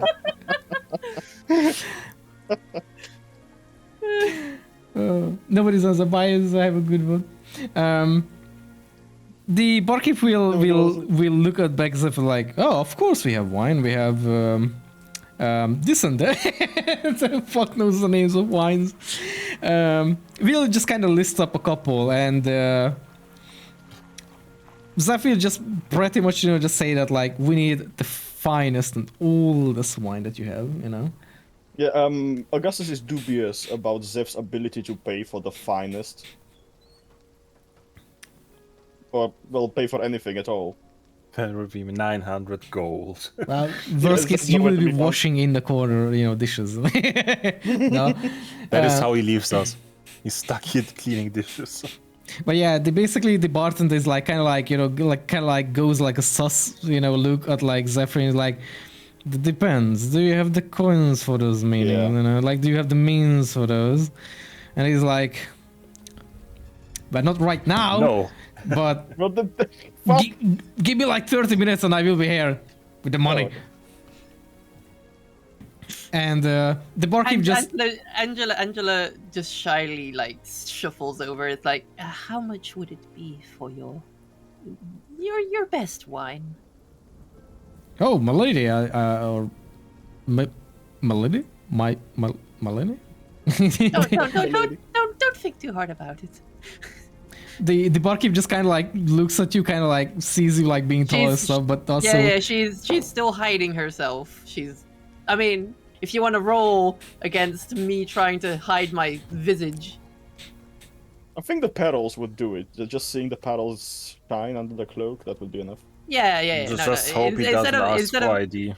Instead of noticing her appearance, he notices all the jewels she's wearing. Yeah. Mm-hmm.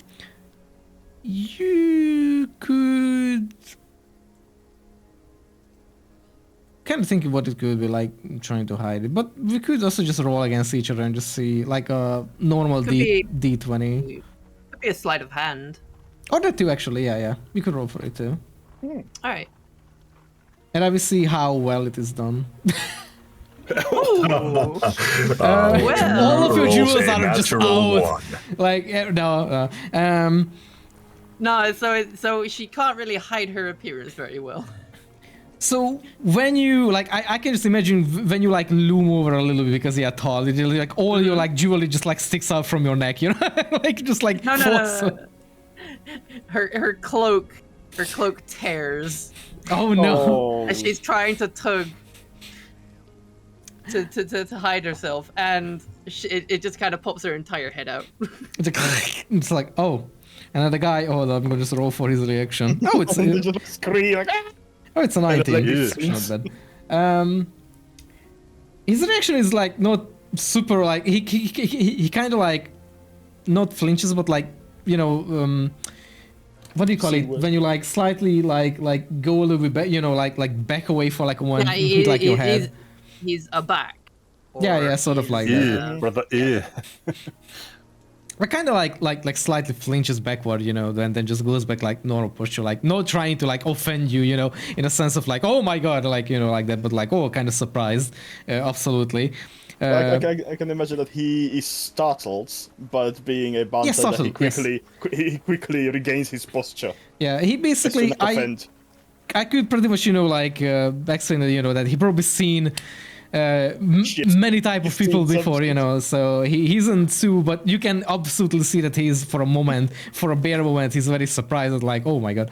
For the Like, bartender, this was only the second most disturbing thing he has seen this week. yeah, or the third. The barkeep will kind of think and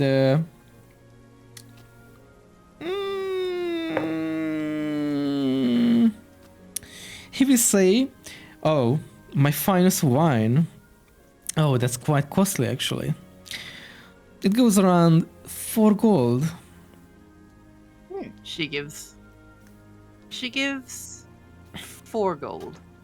Oh, she the bartender also plays down the coin. I assume. And she froze in 5 silver as well to forget that she saw her.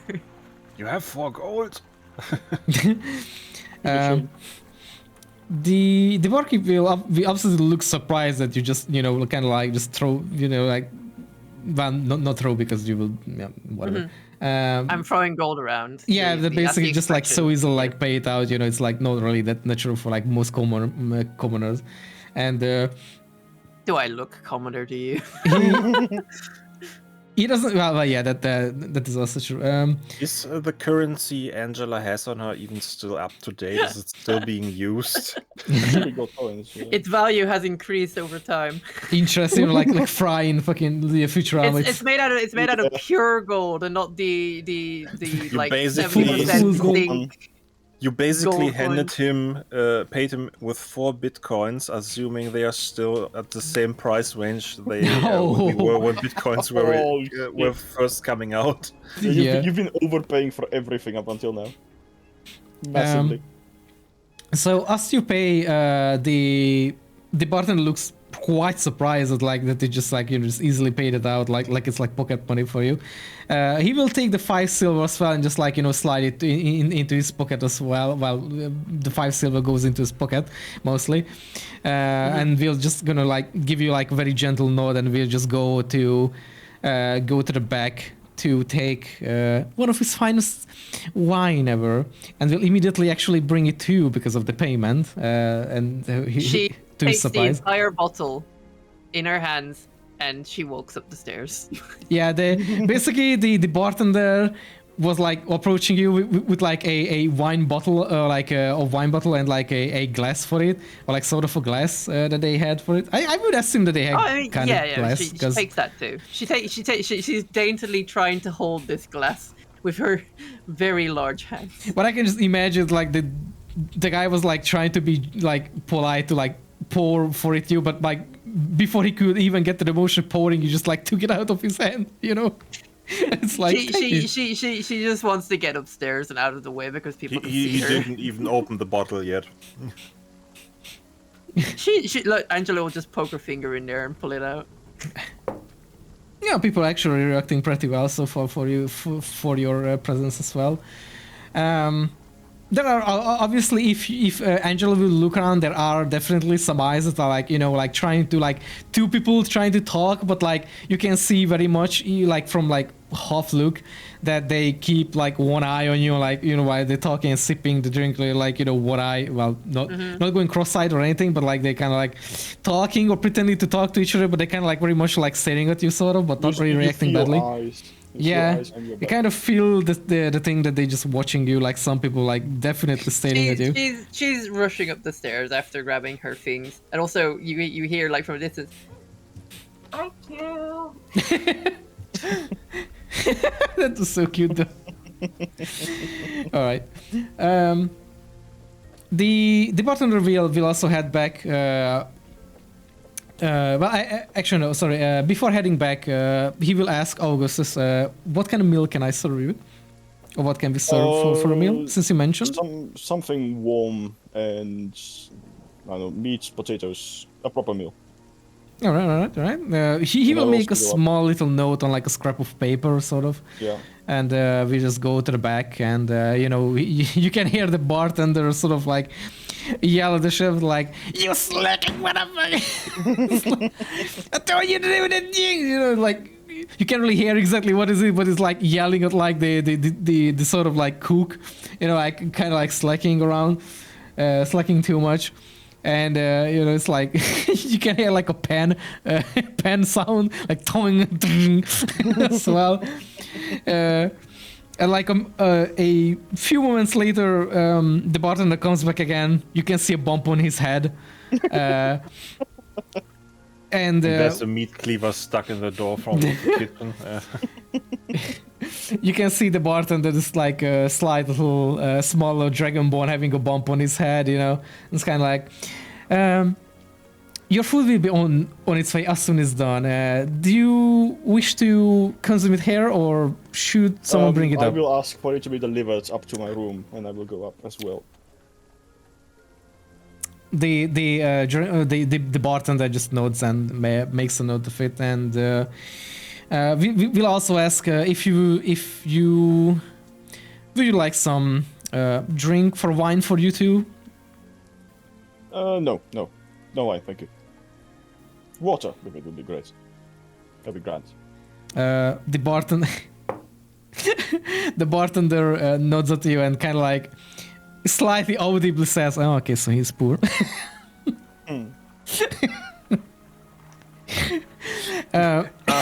Poor. Yeah, it's just like you can hear this like very like, you know, like mocking growl, like like talking under his nose or breath or whatever. The expression for this just says like, "Oh, poor." And I will also pay for B's drink. Not so hearing poor. that, like yeah, because Augustus can feel the pride being hurt, and he has to keep it up, just to keep up the appearance as a royal. So he will definitely. He was like, "No, I will need some water." Daring today, aren't we? It's like you can literally imagine the fucking Squidward Make it thing. sparkling. Oh yeah. How much is a beer? It's about like 2 or 3 copper. Yeah, so I will give a gold. Like a mug amount of beer. I will give a gold to the barkeep and tell him that give the big B, the big minotaur fellow, as much beer as he wants. The barkeeper returns with an entire keg. At that point, why not? That's a point for me. While the barkeep is like preparing the other sort of mug and stuff, like you know, like the next drink for B2, he kind of turns around and sees the single gold coin on the counter as you pay, and he kind of goes like, "Oh, okay," and he kind of like walks up to, you know, just very swiftly, you know, pockets it away as well, you know, his payment sort of, just so nobody takes it away, I guess. Mm-hmm. And he's like, "All right, fine. A big mug or pint of mug, big pint or mug of beer for your friend as well." No, I mean, that's a big fella. that's a whole night of beer for him. Like he has an open bar now. Yeah. And I Click, will go up. Yeah. Click, where are you right now? Where are you right now? I'm at soup. I'm close at the soup store.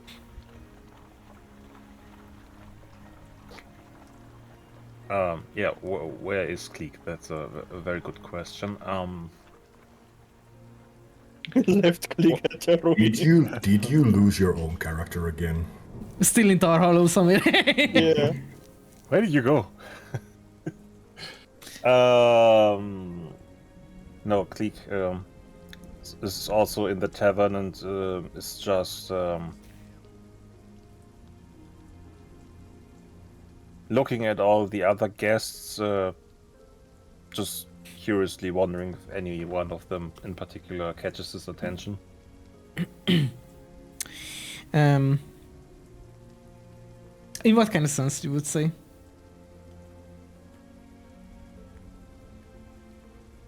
Just if any one of them in particular sticks out from the common folk, I guess.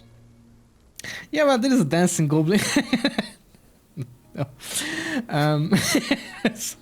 Hey, guy! It's me, the goblin. No, so Hopefully it's not the one that was on the dragon earlier.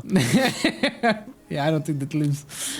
You He needs a see- beer after that cinch. Yeah. Give me a You see perception check. burning rubble in the fireplace. That must be him. Give me just a perception roll, a perception check, and I will say. Oof.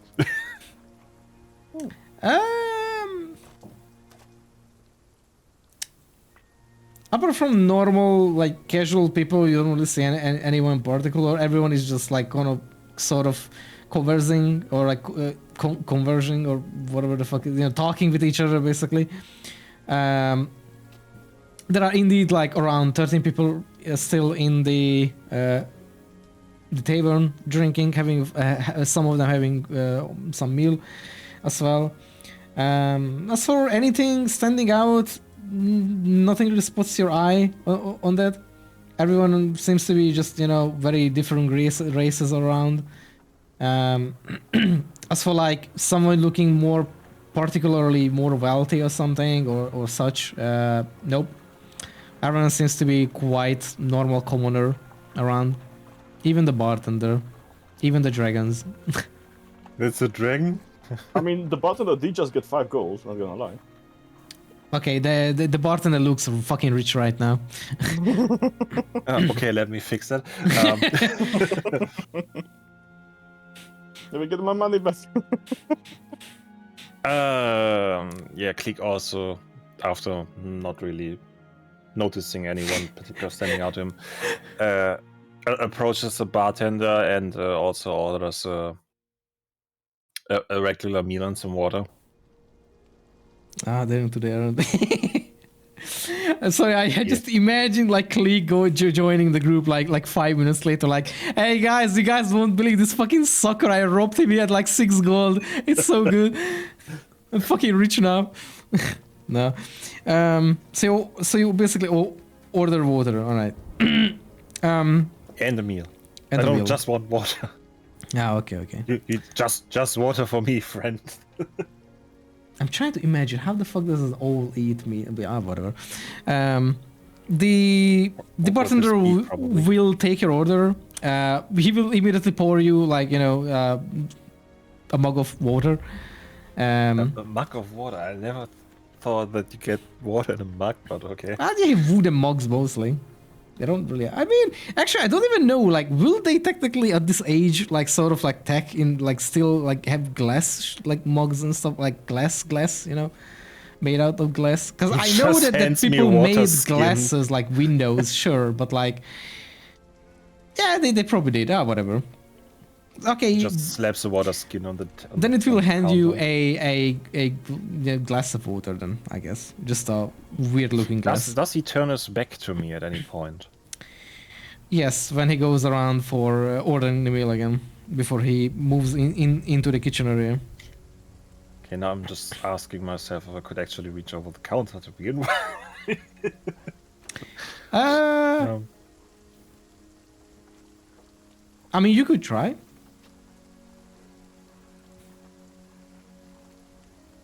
well, in that case, while the bartender, with that smug ass grin on his face, turns his back to me, I attempt to reach into his pocket. I guess as he moves around, I could sort of hear the coins making noise in there. So make Give me a sense sleight of that I actually sleight know. of hand check.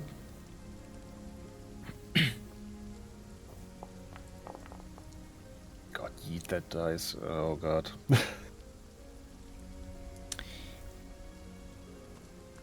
How would you describe you trying to like sort of, you know, do this thing? Exactly. Yeah, like reaching over the counter and like trying to like sort of like pickpocket him, sort of.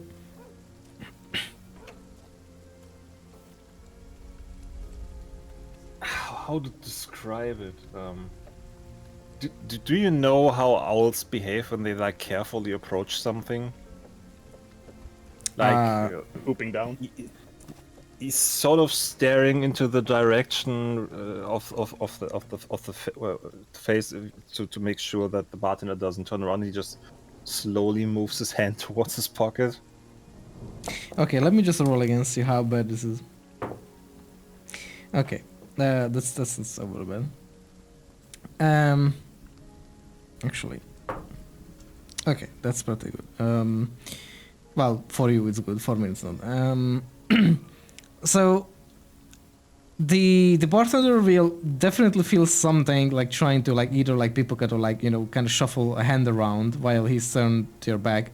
However, turning around to check like what the fuck it is, you are just literally fast enough to retract your hand to into like, you know, act like nothing happened.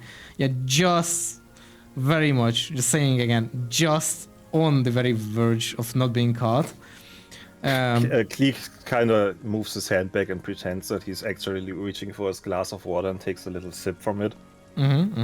While still eyeing the bartender. The bartender just like looks behind you, like kind of like giving you this like squinted eyes, like, huh? Bitch. it's like, just, huh? It's like kind of like thinks, looks at you at the moment, but like also looks around because it sees you just reaching for the like the glass of water. It's like, huh? I swear, but must have been the wind. And he will move on to the kitchen again. The moment he turns his back around to me again, I put the glass down and attempt again. No, Damn. he's too far away now. He has moved into the kitchen. You have missed your chance. You had one chance.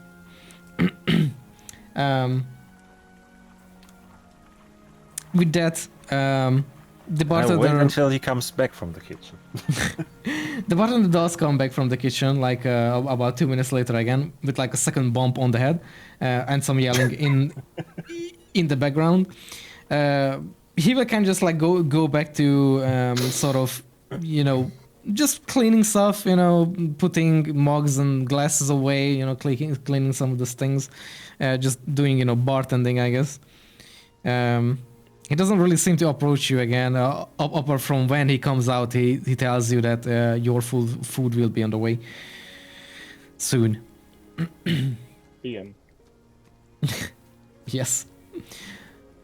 Okay. So, meanwhile, as you guys go upstairs as well,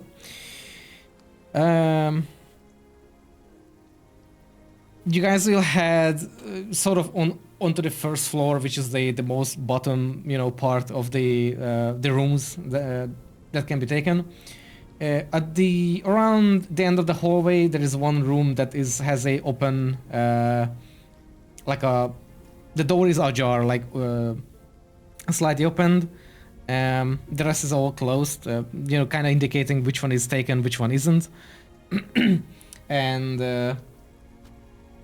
after a few doors in, you guys find yourselves in like a sort of semi, not really made for 6 people. It's more like designed for 3 people actually.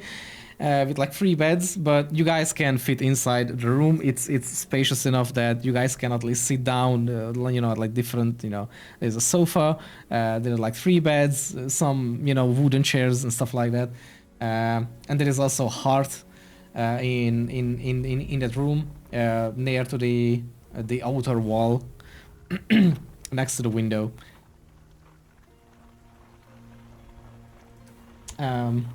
Zephyrin will just ask B to place the survivor on one of the beds and just leads in. Done. Killed it. Are we sharing a room? Currently, yes, you guys are all Yes, in the so same you room. see, you see Angela kind of sitting, like one of those French models, just kind of like leaning on the corner of a bed, On the like divan. shuffling a glass of wine around. Reading a book. Yeah, B sits next to on the floor next to the bed where Angela is and just leans back against the bed, and he takes a sip from his ale in case he already has it, and B, would you like to try some wine? It's quite divine. okay. She passes some wine. He sips some wine. It's fruity.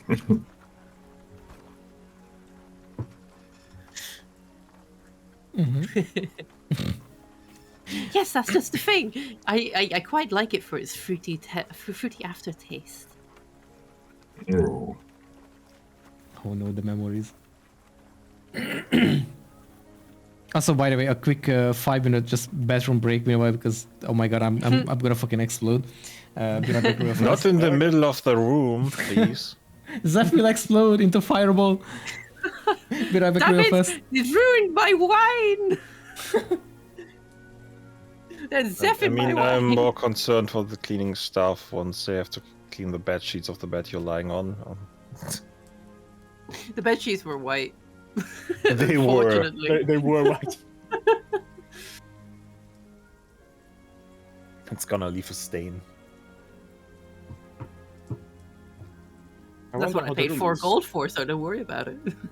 Oh yeah, I mean, yeah. Either way, the barkeep is gonna be so fucking rich just from this one night. Like, we probably gave him a year worth of profit. Yeah, but he won't leave for that long. I wonder, the room is probably like just a room and 4 beds or something, right? Yeah, well, it sounds I assume. there was a sofa and like chairs and a fireplace, and so kind of I nice. think we only have 3 beds for whatever reason. Yeah, so 3 someone will have beds. to share. Okay, I'll take one of the beds, and Augustus will just. No, wait, there's food coming. Shit. Okay, I'll just sit down. You I get am to sitting share it down with in the Zephyrin. sofa. Nah. I'm sure he doesn't firebolt in his sleep. Oh, Zeph? No, Zeph is sleeping on the ground. He has no say in this.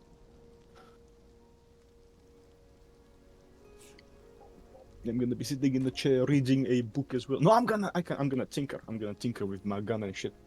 Yes, that sounds complex and smart and will definitely look interesting and other words that are nice. Tinkers with his gun. Whoops! Accidentally shoot a hole through the ceiling. That's the better case. If you put a hole in the wall, just put a picture frame around it. On the ceiling!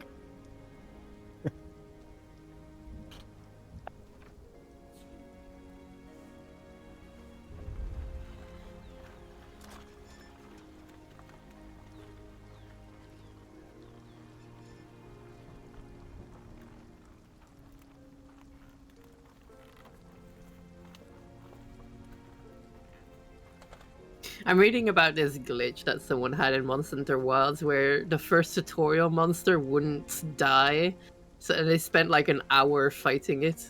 Oh wow.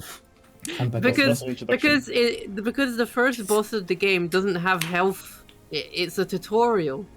Oh. It basically activates on stages. So Yeah, scripted. yeah. Oh. So this one script for that fight is broken, and he couldn't kill the monster for like a straight hour. Oh god. Well, that's a good time, I guess. That's really funny. It's a good practice, how to stay alive for 1 hour. Yeah. How to play Monster Hunter World in Wild. No, welcome back, by the way. Yeah. Hello. Yeah, what's the room like, if I ask? The room is, like I mentioned, it's kind of spacious enough that it can host, like multiple people. It does only have 3 beds, however. There are some wooden chairs, like 2, not couch, but like this. Hold on.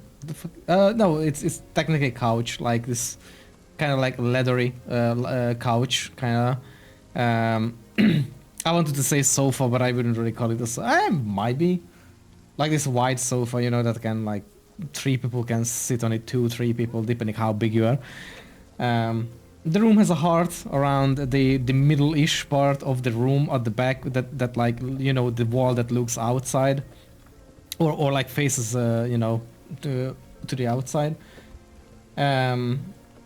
It has 2 windows on that side. Otherwise, you are like surrounded by like other rooms, or from the other sides. It's not a super like it's not a super what do you call it, like cheapskate, like no life, low B tavern looking rooms. They are actually not either like not super wealthy looking, but it's just fine that it's very like sort of cozy, comfy. Is there a place in the room that is like less visible? Like, how to say this? When you are in a corner, but like there is like a cupboard next to a corner, and there's like a little narrow gap. Considering how the bath things work, yes, they're in the corner. Like if you enter the room, I would say it will be to the right side or to the right hand. In the corner, you have this like wooden movable wall, that you can use. I kind of forgot the name. Oh, the one that is like people can change. Yeah, so you can like hide Divider. behind. Yeah, that.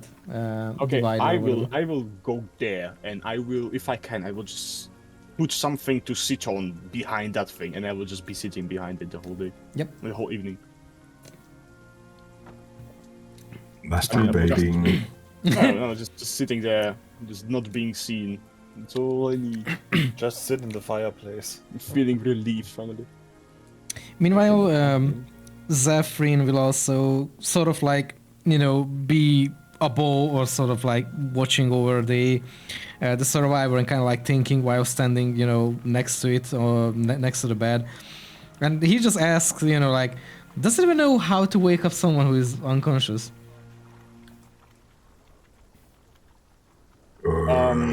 You can make them smell something really bad. I mean, yeah, there are smelling salts, but I don't think they have smelling salts in... Do they have smelling salts, Maxi? I don't think they are. Yeah, so in that case, just put him on the bed and wait for him to wake up. There's not much you can do. Hope that he doesn't see Angela. That's the first thing. She's in the corner still sipping on wine. She's starting to get a little... Wait, should I wakes roll to up, see the if first- Angela... The first thing he sees when he wakes up is Angela lying there like, draw me one of your French girls. Yeah. Should I roll to see if Angela gets drunk or not? Constitution check. Okie doke. Yeah, I mean, it makes sense that there would be such a thing, but I didn't think about it. Well, We really got the high rolls today, huh? the black tar on your face, it is visibly red blushing now. Yes, it's however you want to describe it for yourself. You are quite visibly drunk from it, or like at least bare minimum tipsy, very, very, very tipsy. But I would say close to drink drunk. Basically, you know how you normally see Angela wide-eyed staring at you with her big OG eyes? Now her eyes are just kind of droopy. Half moons. Yeah, almost falling off her chin. What kind of drunk would she be? Hmm? What kind of drunk would she be? The crying one, the Maybe we'll see The later. violent. loud one. Oh no. The violent father. No. Suddenly, I have this weird feeling I would like to eat some man flesh. Oh my god.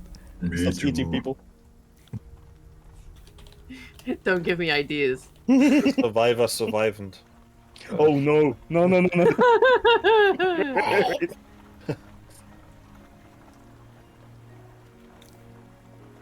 Although, You guys might be waking up. are all right. I Good. All I, 20 I, of you. I love B. B's so cute. Even though he's such a large creature, he's so adorable. I could keep him forever. All 4 of them. and B is just on the bed next to her, just visibly just super adorably blushing and everything. Yeah, Angela's his like plump sliding cheeks on the and- Angela's sliding on the bed, just putting her arms around B, like, I like this fuzzy bull. I like my fuzzy balls too. Oh my god. Do you want to feel real fuzzy ball? No, no. There you are. Angela's tar is getting stuck on your fur. That Does sucks. it close the gaping I- chest wound you I still have? mean, I will get something stuck on your fur later on. oh my He god. won't God. say that. I guess you're doing this. Hey Angela, why do you have a white tar point there? Hey, is that guy waking up?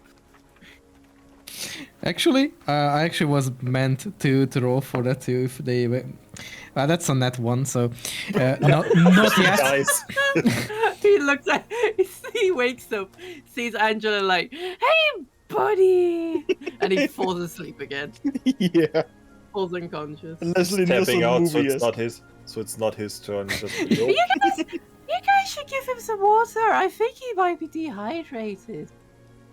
Mm. Zeb just says, "Hey, that might be actually a good idea. Yeah, I Doesn't mean, have water."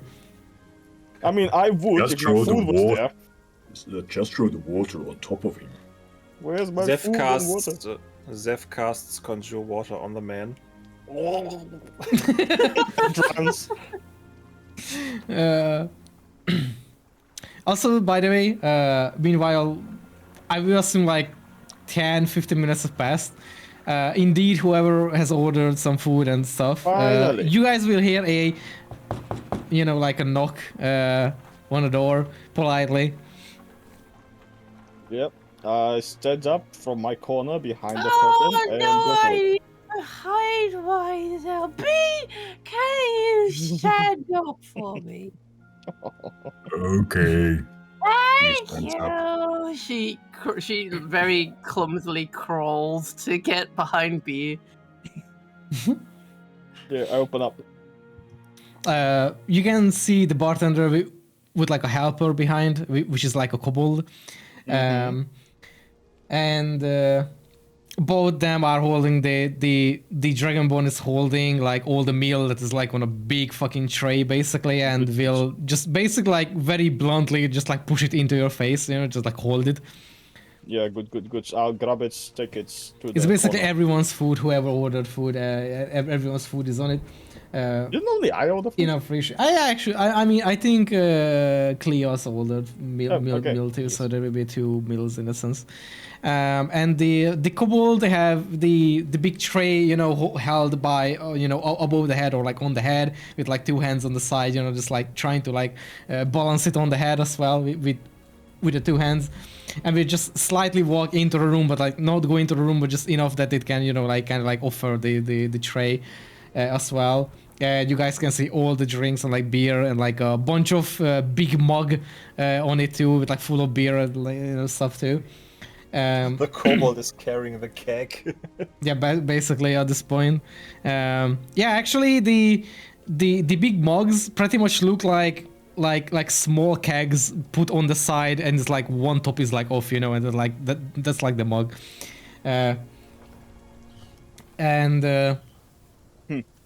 It just try to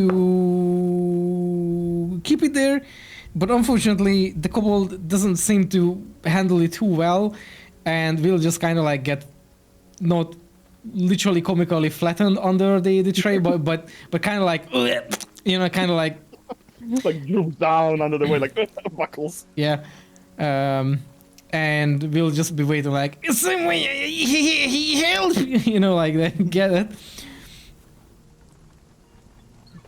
Grab it, take it. Drink it.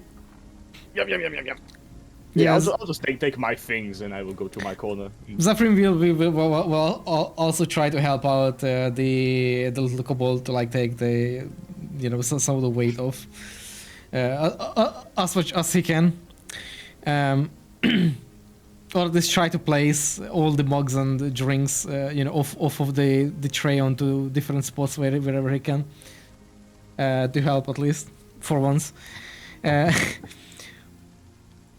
Both the kobold and the bartender will leave the room and will just close the door behind themselves. Zephyrin will just look at like one of the sort of like mugs that have seemingly water in it, and he's just like, well, this might work actually.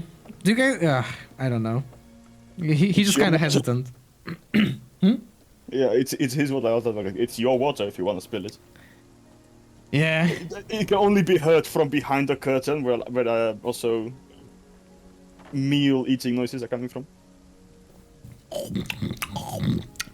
mean, not like that. So Like, I mean, if you want to throw your water on the person, you could have some of this really, really good wine. Did Zeph even order anything? Apart from some drinks and some glasses. I mean, of didn't he have One enough second. money on him for that thing he actually won? oh yeah, did he actually pay for everything? Because he did leave for a bit. I hope I he got the left money. without paying. I'm putting that on Zeph's tab. I'm I back, don't sorry. care.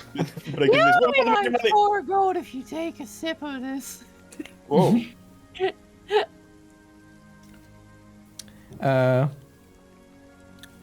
Imagine Angela hands you a bottle of wine, not like because the way you drink something that entered your mouth partly flows back in the bottle, and half of it is wine and half of it is tar. Oh god. That's the best backwash app. Oh my god. There's some black bits Drinking swimming around in the wine. drinking after Angelo reminds me of that like movie, like old thing that they did, when they like painted like black kind of thing, and like you drink for it and like your mouth has like this like black circle around it, I don't know what movie had that where they were like doing that sort of thing. As pranks, whatever. You guys can see Zephyrin kind of like tries to like pull up the guy, the survivor, or how to name it, into a more sitting position on the bed, and attempts to kind of just splash the water into into the into the guy's face. I dropped the fucking Attempts to- die. oh fuck. Yeah. Oh, that's not bad. It seems to work. The guy is just like, like kind of gets surprised by, like obviously getting splashed into the face with like a big mug of water, basically. Angela is still behind B, but you can hear her giggling like. Drunk. And the guy is seemingly kind of not super panicky, but kind of like still, kind of like his heart is racing basically right now, especially being woken up like this again, and he just like quickly like shifts his gaze around, but only sees technically just B, Cleek maybe, and Zephyrin. Yeah, not the horror monster that keeps making him pass out. Yeah. And the guy seems to kind of like still not calm down, kind of like doesn't really seem to go anywhere, but like seems really frightened. And then Zeph is trying to handle it. Well, that's a 6. The guy doesn't seem to like calm down too well either, and Zeph is just like, calm down, calm down. Like the guy. Actually, oh, that's okay. That's the one. The guy slaps Zephyrin in the face, like like leave me. What are you? Like stuff like that. Zeph tries to calm the man down. He pulls a cloth rack on his face and pours some more water on his face to Oh my calm him God. down. He wouldn't move. He would just be there calm and say, "Oh, you need to take a deep breath and calm down. We saved your life or something, son. You're all right now." Can you give me a hold on, because I don't want persuasion for that. I feel like there's something else I could roll with.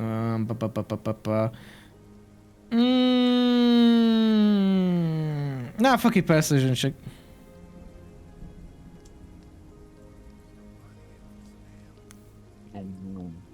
Good. Wow, our rolls are so. How did you guys roll 666 so far? That's bad. That's a triple 6 so far. I mean, look over Look, our look, rolls sixes. the entire session, except okay, there are some that actually hit double digits up there, but other than that, Some. here's a 7, 4, 8, 9, 1. 3, 4, 8, 1, 9, 6, 6. We are should already roll. dead. We just don't know. We got a 17, a 12, and a 20, and another 12 before. That's probably the highest rolls we got today. We picked the bad dice today.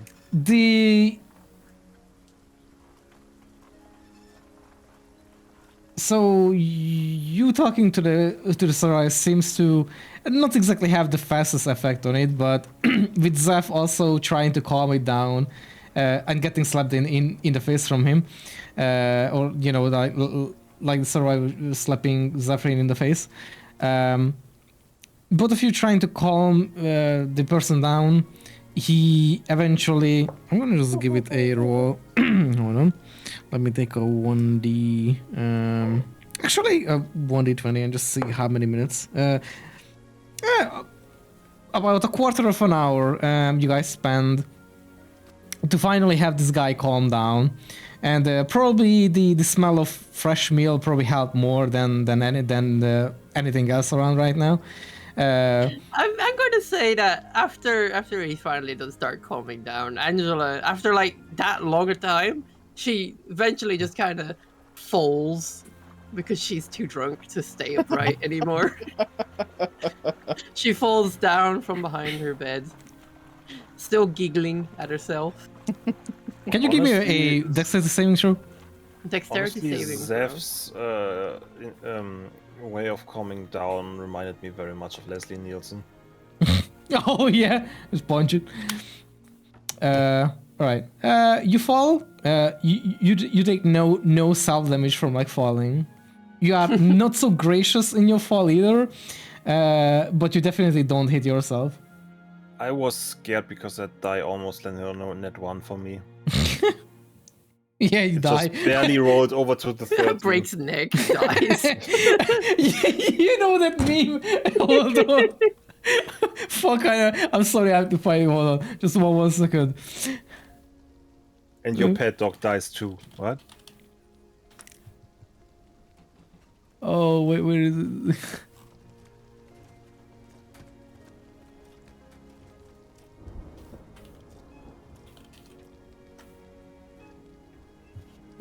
I know it's around there. Fuck it.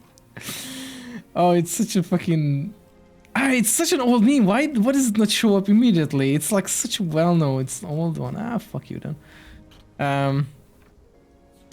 There was even several meme videos for it. Whatever. It's from some movie scene where the guy falls and like hits his head and like sort of like almost breaks his neck. So, whatever.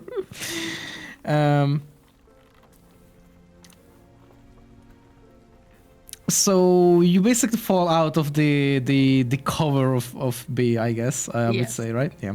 Yeah. What did he roll? The guy notices you're falling, kind of like obvious, like because it's kind of loud and like just like like what the fuck is happening, and the guy is like mess on the floor. Like looks over you again and it says that like it kind of starts to scream and you're like monster like that, and Zephyrin tries to like kind of like shut him up by like just showing his like palm on his like mouth. Zephyrin reaches for a pillow. No. It's like calm down. Oh.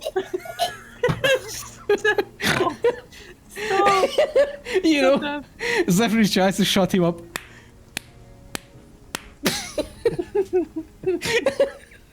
Calm down.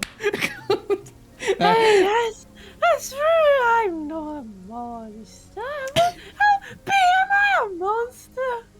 He tilts his head to the chest and just goes to like poke Angela's cheek. Are you okay? I'm not a monster. You're the monster. You. Yeah, guy. Yeah, weirdo. You're the monster. Yeah, you're the monster. Angela's eyes. Angela's eyes go from slurry to just go to like the angry like cross like not angry cross-eyed, no, angry googly eyes. That's what she looks like. Okay. The person seems to calm down after being kind of like shut up. It's still a little bit forceful, but the guy kind of like like Zephyr like holds his like palm on his mouth and he's like, calm down, you are safe and sound all right. And the guy is like, like how's the sound again? I mean like that. If he calls me a monster one more time, he won't be safe no more. Zephyr's like, don't make it worse. You're not a monster. The guy is just like, the guy hearing that is more like,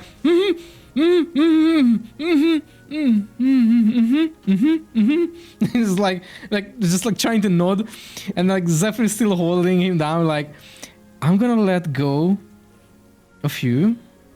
Just don't scream. We are in a tavern. You're fine. You are safe. You're in the bed. We're trying to keep you awake at this point.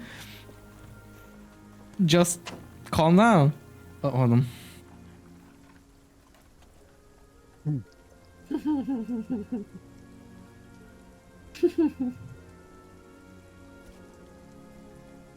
So how's my drunk acting?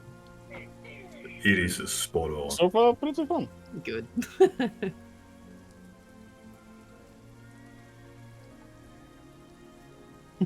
I'm back. Sorry, just my granny was going away. I had to say goodbye. Okay. Alright, sorry about that. Yeah, so Zephyr basically says it and, then slowly pulls away his hand. Yeah. The guy is kind of right, kind of just like stays still, just like still, like eyes bulgy and everything. But he keeps his mouth shut and just like doesn't fucking move, like he's just frozen. And he's like, and then Zephyr, just says, "There, you are fine, right? Right? They are friends. They're not enemies. They are." Zephyr kind of just eyes the both B and like Angela and he's like, despite how people look, they good. They fine. Don't worry. They are not enemies. Good, I think.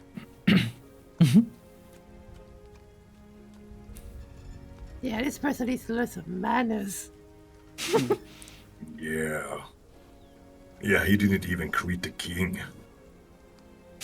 I know, right? Wait, I didn't greet the king. Does that mean I'm a bad person? You I don't want to weren't be a bad there. person. You're not the bad person. You weren't there. I You're mean, okay. wasn't he technically bowing to the king when he was unconscious on the floor? Technically. I mean, I guess. I should have made the unconscious guy just bow down using us like a Like a cocky puppet. puppet. Yeah.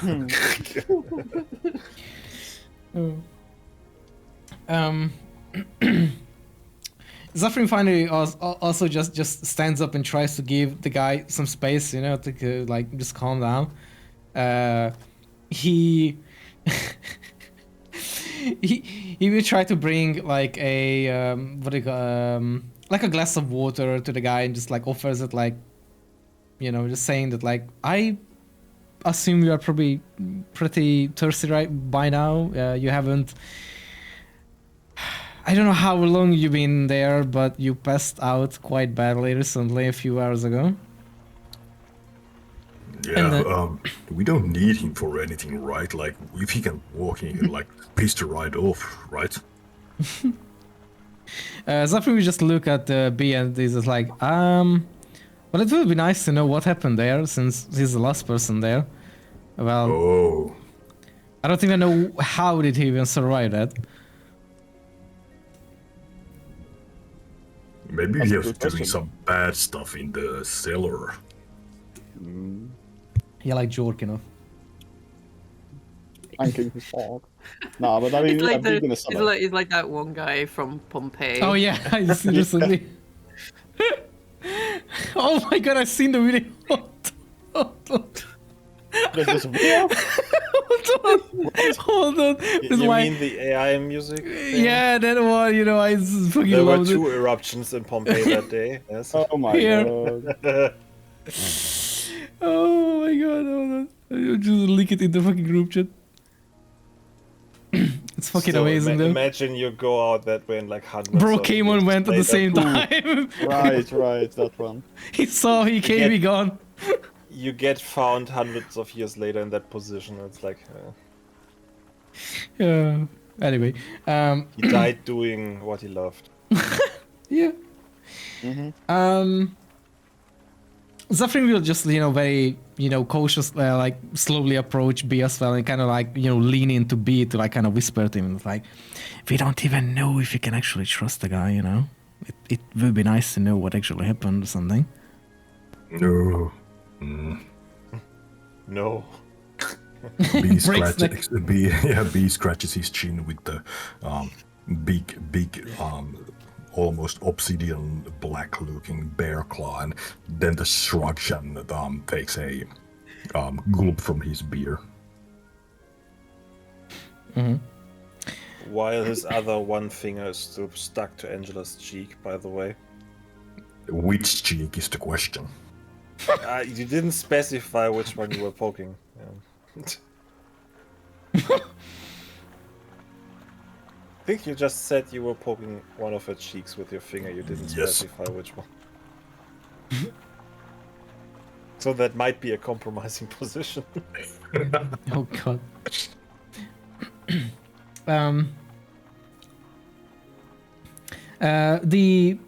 The survivor will sort of like slowly calm down, you know, after a good couple of minutes pass by as well. Kind of sips on the given water, and eventually you can see that instead of shaking so much, he's finally like seems to be more calm than ever at this point. And he just very, you know, just asked like, where am I? You're in Lost Haven right now, because Tarhalo got completely fucked. It was bad. The guy kind of looks down in front of him into the sort of water, probably into his own reflection in the water, and just says, so it wasn't a nightmare? I'm sorry that it wasn't, and I am actually really sorry for your loss, because you were the only living thing we could find from the place. We didn't search for every other underground facility around there, but we didn't see any other signs of life with you. So I am sorry to inform you in this crude, simple manner, but you've pretty much lost everything you knew, most likely. Let me roll for this, like, processing information. Hold on. He immediately goes back on a panic attack. Processing trauma. Like, oh, don't worry, you just lost everything you had. Everyone fucking died there. Nobody Everyone you ever loved is dead. You lost your house. You lost everything. If you had kids there, they also probably died. By the way, like. Guys, you know that this survivor is going to be the hero of the anime. This is the origin story of a hero. Immediately stabs you in the heart.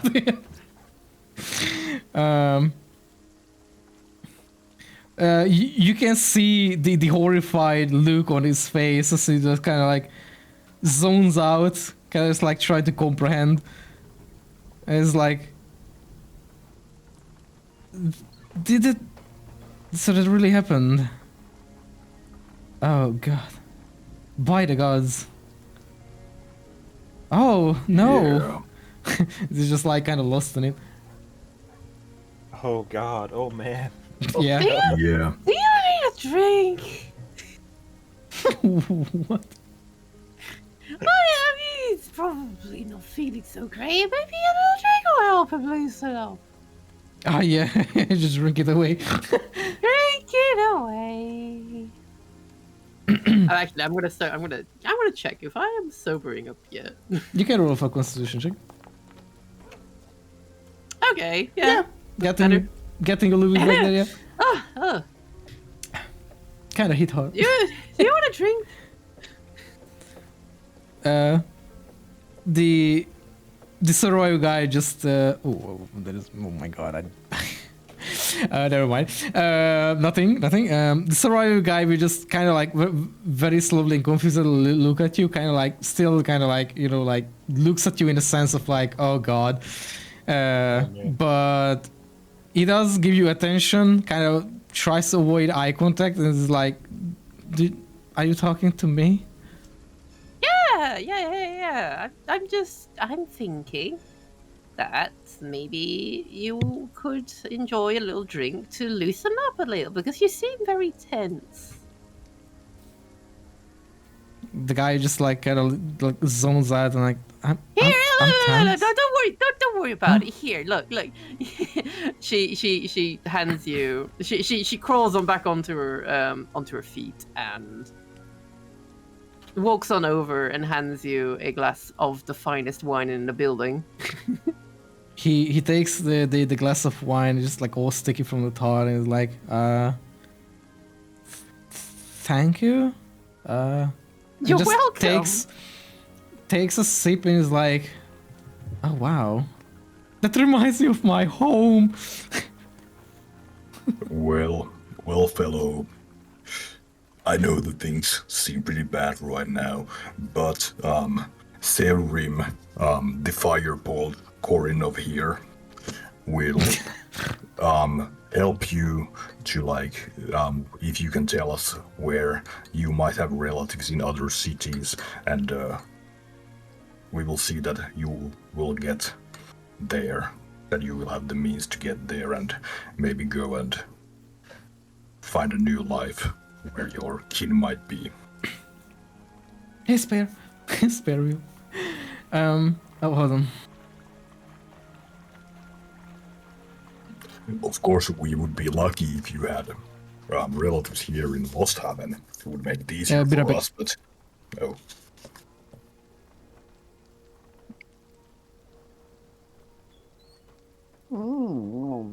That's delicious. Damn. Augustus is still munching away behind the divider.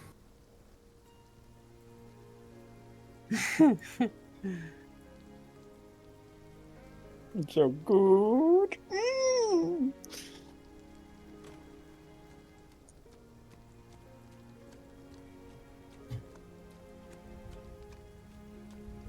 I'm back, sorry. Sorry, yeah. I did mention that I'm gonna be disturbed multiple times today, but probably the last one. Fuck, where was I? Got completely interrupted. Well, I gave them some wine, and now they're... Yeah. They're kind of just like sopping there. Yeah, and the bee was telling that they would if they can, they can try to Oh, yeah, help right. guide you. Like, if they have like relatives in another city, then they could like try to find the means for him to get there. The survivor reveal mentioned it. Yeah. I think. Did he just swallow the entire glass? What was that? No, that was a tar. Hold on, I actually have better. Wow, that almost sounded like you were drinking from a can. Oh yeah, like a Fanta. How did you know? The guy just takes his pen and says, "Yeah, I think my son should be around somewhere. I don't know where he moved, but maybe in time I will find him." And then Zephyrin just like, hops like, okay, not hops onto the bed, but like, and like barges, closer and just like, and then Zephyr's just like, I know this is not appropriate.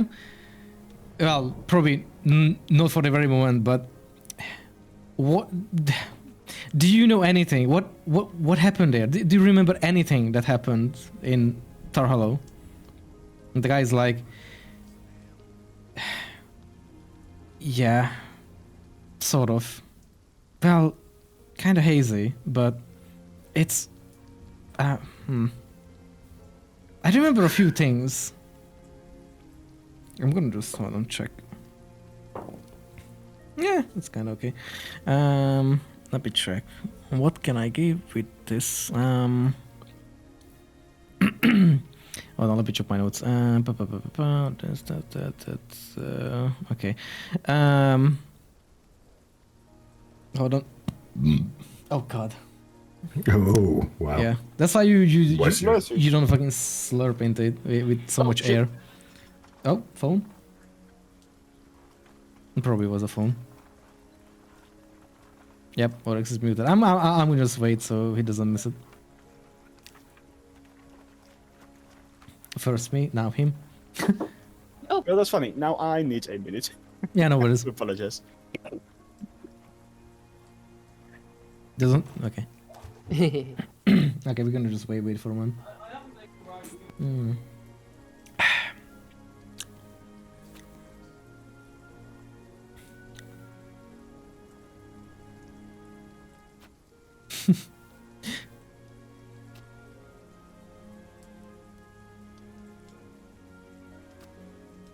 Everyone's getting disturbed. Yeah, I just, typical weekend.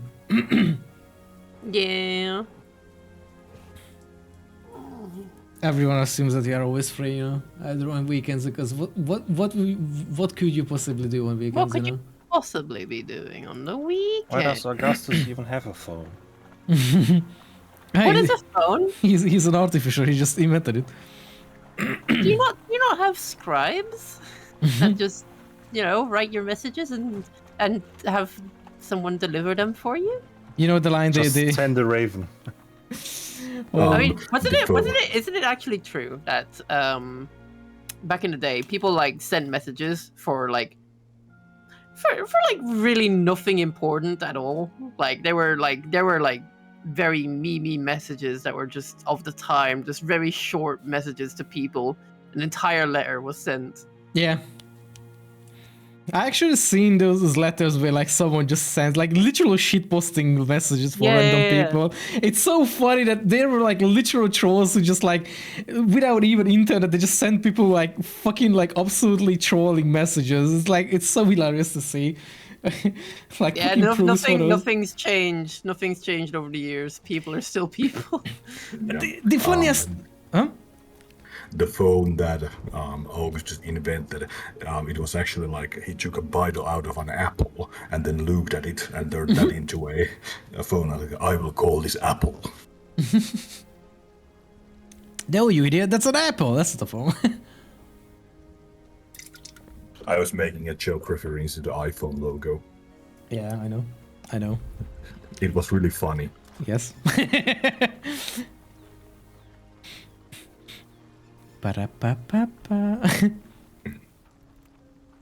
I'm hating it. I mean, Also, Shy, what the fuck did you just draw that? I just seen. I just realized what was it. I'm like, what the fuck? Fuck. Fuck. I'm back. I'm back. Welcome back. The king calmly explained, "What the fuck?" Okay. The king looked up at the dragon and calmly exclaimed, "Fuck." Oh, it's good though. Yeah, that was a mishap. Sorry. That was a good result.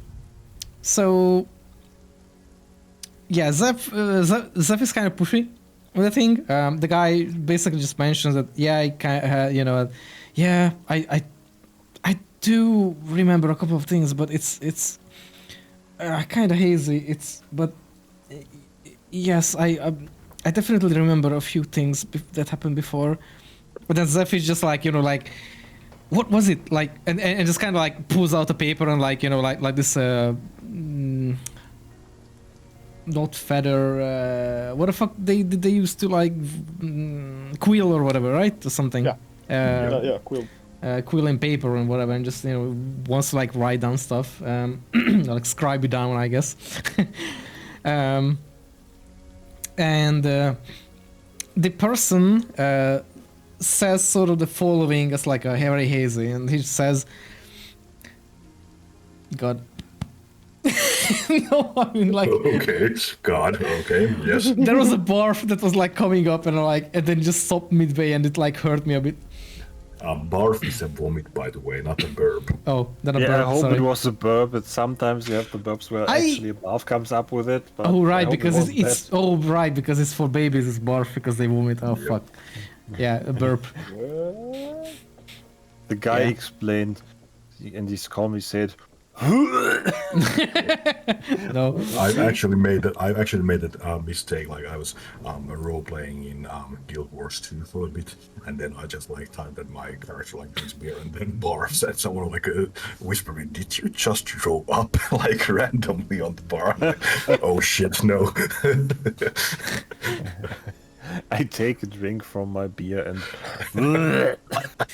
Oh god, no. So he barfed the at everyone in the bar. so the guy sits there in the bed, and says, I sort of remember like there was something supposed to be. We weren't let out of the town. We were said that it's not safe. And then Zeph is just like, oh, who said that? And the survivor is just like, I don't exactly remember. Like people just said and spread it that we just can't really leave. You can see Zeph just like writing down everything as fast as possible, and then Zeph just kind of like tries to think as well to like what to ask. Do you remember anything at all? Was there someone who was like giving out these orders? And especially, do you remember any name, if related to this, that begins with the letter D? You can see the survivor kind of like trying to think hard. He's just like, do I think it was the half orc. I think his name was I heard his No, that name. starts with an O. The guy like, no, I mean that he I think I caught his name once or twice being brought up. I think his name was something like Dugarth or something like that.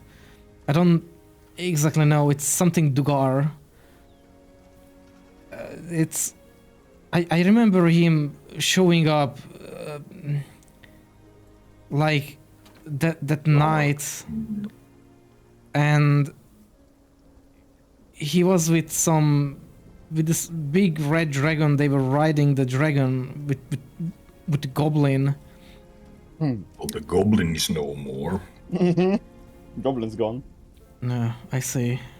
Well, No, you didn't see. You were actually passed out. no, I mean, I Focus. I mean, like, I know that they arrived, and we were very cautious because when that half-orc arrived, he was very seemingly angry or something. I'm not sure. He was very frustrated. He was marching up and down around. They were like gathering around the city center, and that they told everyone to just hide in their homes. I did as well, and I just run into my home, but we didn't really know what was happening. I personally was, I do remember I was just observing them from my window as much as I could, but I couldn't really hear anything. But I remember that this half-orc was trying to do something, and then the goblin went off with the dragon and just left. And I don't know what started to happen. I was getting very anxious, and then suddenly there was this very bright light. So I tried to sort of run away or hide. I didn't dare to go outside, so I couldn't run. So I wanted to hide. So I went down to the cellars, and then I heard a loud noises like explosion. Then I tried to get outside, but I just couldn't. I see. Do you recall what the goblin was called? The goblin? Yeah. You can see the guy just kind of trying to think as like... I don't remember or recall catching the name. It is alright. It is alright. That is bridge underwater anyway. It's dead. Zeph will write down everything naturally, and Zeph will just throw one question at the person because of his curiosity. He will mention that, look, I will have one more question for you if it's possible. That will be that we found this sort of, I don't know, like sort of strange building, square looking thing in the middle of the town where very likely the explosion happened. Was there anything built there, or what could have been there? Because it's not a building, it was just a square remnants. Remembering what Zev had said to be, he would actually like lean forward and like keep his keen attention on the body language and like the way of speaking and like how the survivors like eyes move when he's trying to like think up all this stuff, trying to like keep a read on him. Mm-hmm. That is he telling the truth or so forth. Give me an insight check.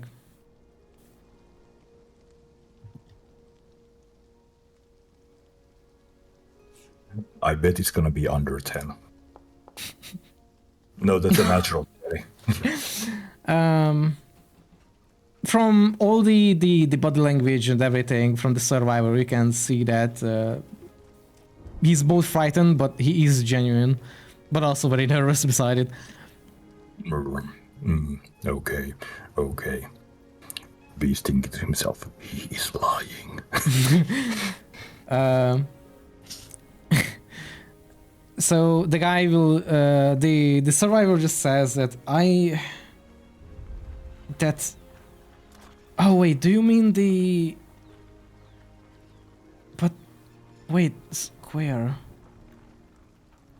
the monument? And then Now we're talking. Yes. And the Zephyr is also just like raises his eyebrow, like monument. What kind of monument? It's kind of like waiting very excitedly to like write down whatever he says, you know, as well. And the person is like, it was erected about Wow. 3 months ago, sort of. Yeah.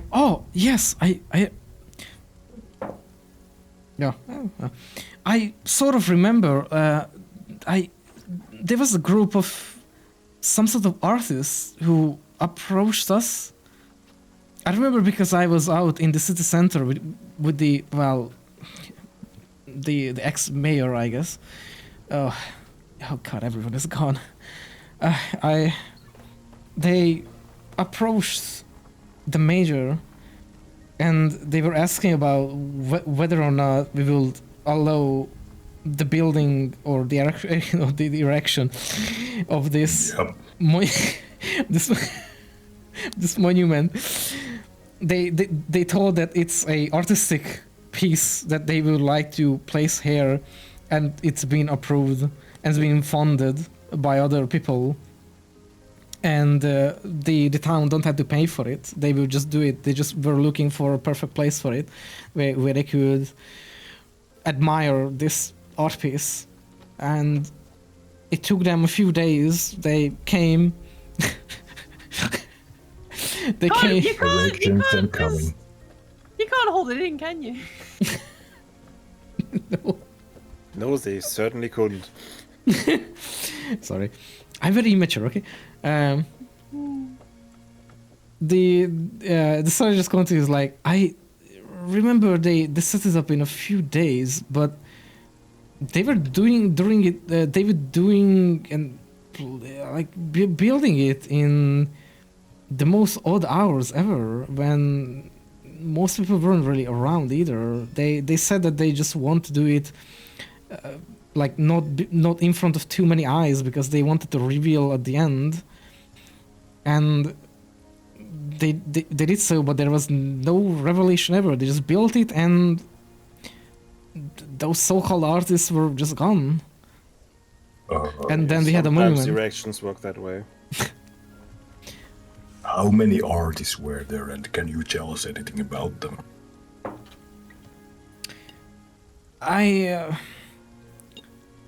I remember there was a bunch of them, but not exactly. I would say about...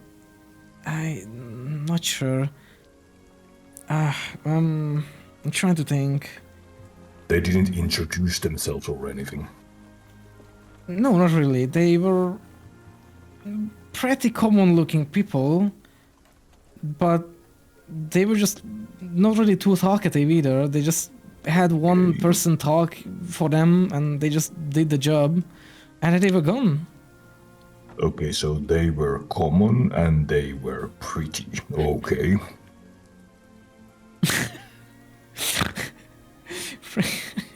Yes. Pretty common. In a literal sense, yes. The guy is like... I believe there was like maybe 4 or 5 of them. They had a few extra people when they were building it, but they approached us like a small group of people. Well, when they were building it, we could see occasionally more people trying to build it and just erect it, but I'm not sure what it was. It was just a... they said it was a monument to symbolize the kingdom, and just... I don't even know. I wasn't exactly here or there. So did you didn't see the actual monument? No, I seen the monument. It was just a very simple... Just a...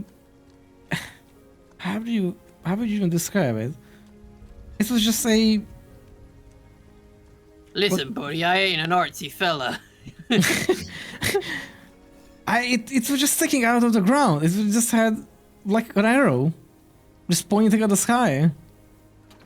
It was just a tall monument. I was just like a... like A just a stick. phallic monument erected. Just go. Yeah, that exploded.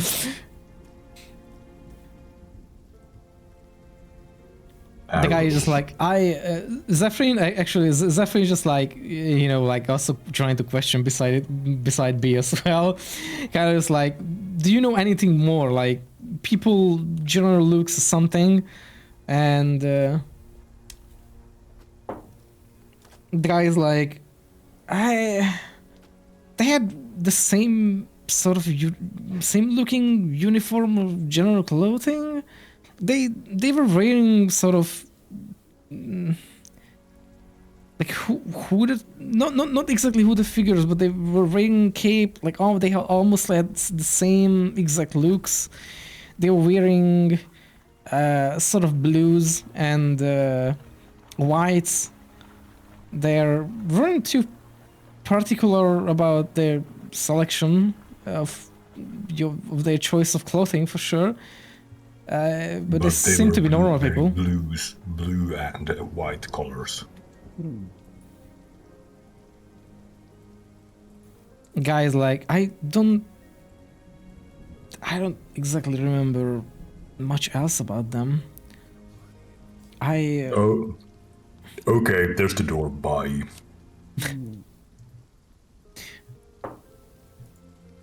Yeah, the guy is like, I'm sorry. That's all I remember. I don't remember anything else happening. It was both quick. I don't know. Are you sure everyone's gone? Not sure, but if they weren't in a basement or cellar, then the chances are pretty slim that you can find anyone alive there. But I would recommend going back there for a while now. Oh, it wouldn't seem like there were. It wouldn't seem like there were anyone else left. The guy is like, oh no. Just Have starts some to more cry. wine. Just takes the wine, just like chugs it in one go. It's like, thank you. Constitution saving throw. How drunk is he getting? Actually, yeah. Oh, 15. Right. Oh, it's fine. He's kinda- handling it like a champ. He's kind of tipsy, but like still crying. He cries it out. No insult meant, but full insult meant, dear survivor, whose name we're not even bothering to ask. But yeah, I think we have things to discuss that maybe he shouldn't hear. There's a price to pay for those who get involved, and the less he knows, the better. Angela, can you suck all the ideas out of his brain? Oddy Bosch. For a split second, I had a bit of a moment that I go, what? Where's this going? Do you actually say that, by the way? Yeah. I asked Angela, can seem like the mage type of or something lad, and he's like that. I'm not quite able to peer into people's minds. Yeah, it would be best for him to forget all of this in case he ever gets caught in any of this. If he knows nothing, then he will survive. Do you want me to knock him out? By the way, B, can you Why roll don't we me? just let him drink all the alcohol? I think that would do the trick. You ask her to peer into his skull, and I just imagine her accidentally crushing his skull again. No witnesses. Taking it a bit too literal. I was like, okay. What do you want me to I'm roll? making him forget. Sorry, I spoke over you. You can roll for intimidation check, actually. Oh. Unintended intimidation, that would be 16. Okay, I'm gonna roll against you. Oh my fucking god. I rolled a 14. I guess that was lower than 16. The guy gets this slight horrified face upon, hearing you talk about these things, and he's kind of like, what? Just passes out. Okay, that's good. No one Are is we sure passed he out. Doesn't just have iron deficiency at this point. Yeah, so the letter we got was signed by the letter D. Can we assume that that would be this Dragonheart person? Zephyr will just turn to you and he's like, well, currently this is the sort of only name we have to go by. Might be it, might be not. I don't think we can guarantee it so far, I think. But what do you guys think? Well, I think we should, like, get rid of the survivor. I don't mean to kill him, but, like, you know, whatever we plan to do next, he should not be there to hear about it. Give him some money and send him to look for his son. So he's just taking him back to Tahodo, putting him back in Oh, the basement and you putting know the what? robot No, back on it. don't worry about it. Look, we'll just send him out the door. Yeah. Here, have a gold. Exactly. And Zev can pay for it. I can just imagine like the guy getting thrown out completely unconscious and just like yeeting a couple of gold at the guy, you know, on the floor, ground outside. Yeah. Like, find your son, bye! Yeah, if this tavern had like one of those pipelines for like trash, you know, that you see in like America, I would just stuff him there. Oh my god. Yeah, trash versus garbage, yeah, right? Yeah.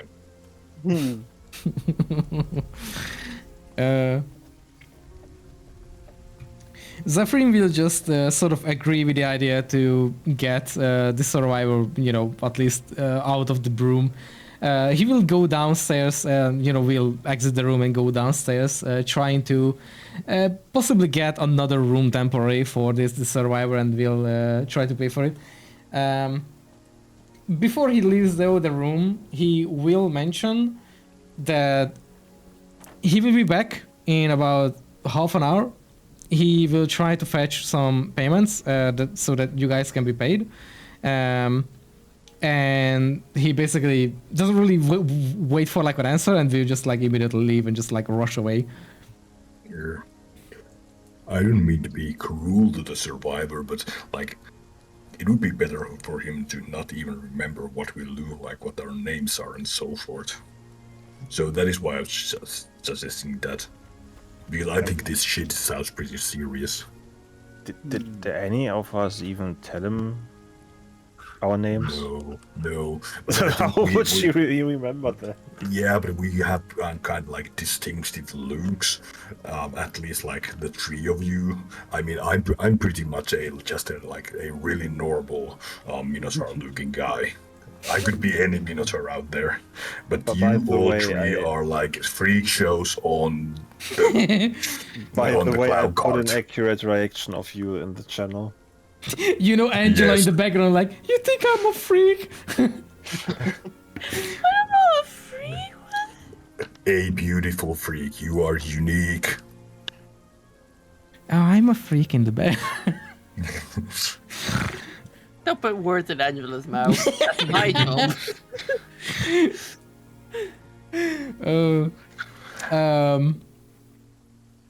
I'm gonna check for it. The guy is still unconscious.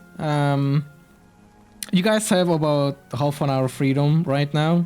If you guys want to do anything with, you know, like in character, feel free. Click just sits in the corner of one of the wooden chairs and finishes up his meal. Meal. Alright. He's just been sitting there watching all of this happening. Observing. Like, really, guys, in front of my salad. Even though I don't have a salad. I don't mean to to be, you know, the alarmist guy or anything, but they had a fucking dragon, just saying. Mm-hmm. And it got almost fucked up. Just saying. Yeah, but not by us. That's true. Yet. Yeah, well, I will do what is required of me, but I just see that the chances are pretty slim. I mean, I don't know why I found it so funny. The implications.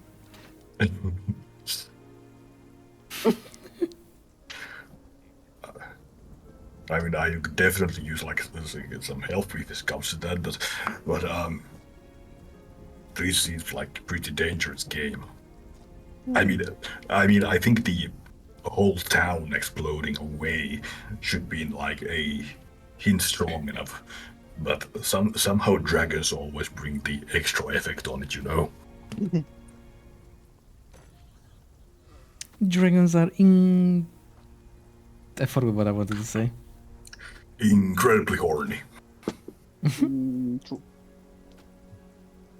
I guess I'll just chill until Zev comes back with the money, and then we I can would either ask go to one more sleep. question.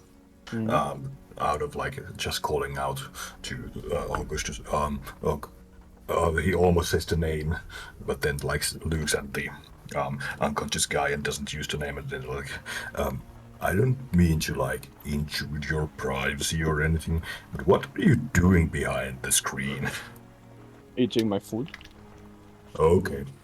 You're shy to eat out in the open. Okay. Yes. All right, I'm done. Yes, I'm shy. No. Yeah, chill, and then we can go interrogate. Well, he did say he wanted to play with his gun. Oh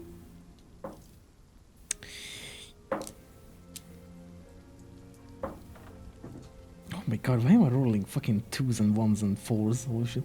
Yeah, that's what I've been asking myself this entire session. B is rolling like the highest ones. After about half an hour passing by, Zeph does indeed come back.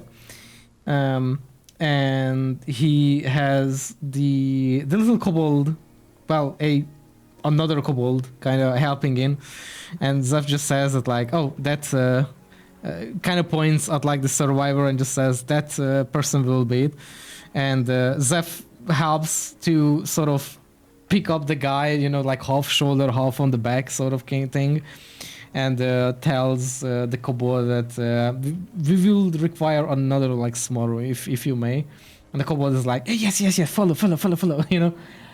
And Zeph will just carry out basically the survivor, try to, and we'll follow the kobold for a few minutes. And actually, beside you guys on the other room, you guys can hear that the door opens as well. And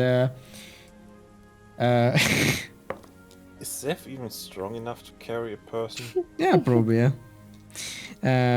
At least an unconscious one. Falls down the stairs because he obviously can't. We hear a door open. We hear the unconscious guy being put on the floor, and then we hear a silence, a gun going up. Oh my god! Yeah, he was like, is this room good? Yes. Hey guys, I'm back. No. And then you hear 3 more shots because he missed the previous 3 to hit the actual body. You guys can hear the sort of next room open out. It seems to be empty for them. There is no reaction from the room, despite having a closed door.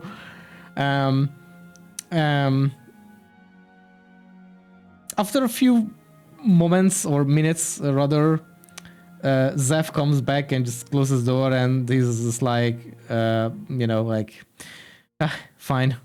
We found a different room for the guy. You should be fine there for 2 days at better room. I paid ahead for like 2 days. Hopefully he will be back on his feet by then. If not, that will be his expenses. I'm not paying further for that. He is also back with a couple of satchels of, well, you know, probably gold or like coins, and he hands all 4 of you each, or like 1 of each, and just says, for now, this is the payment for now. If I can count on your services further for a bit, then I'm willing to pay more. For currently, this is all I can pay. But Yeah, but he basically just says, that like if you guys are willing to sort of give him a service of like escorting him, help him out, he is willing to pay. If not, then he will just take this as like the end of job. You guys can find 50 gold each in each pouch, neatly assorted. 50 or 15? 50. 50 gold. Yes. Damn. So you can add it to your First, I pouch was as well. going to call him a cheapskate because the thing I heard was that he pulled out 4 gold coins and I'm like, cheapskate. Is that 50 gold as a group or 50 gold? For each. Yes. Oh my god. Okay. Okay, I guess we're back in business. Wow. Yeah, Zephyr Yeah. I'm definitely gonna think about working for you more. Well, I'm glad to hear that. I wouldn't mind your services for a little bit if you guys don't mind, of course. But I'm gonna ask him. We were told, at least the king said, is this another one of yours? So I'm gonna ask him. Did you have a previous party of people helping you out, and what happened to them? Zephyrin will sit down beside on one of the couches where there is free space. He can just take a breather and just says, well, since we've been sort of working together so far, I mentioned to the 4 of you that I'm part of a little group.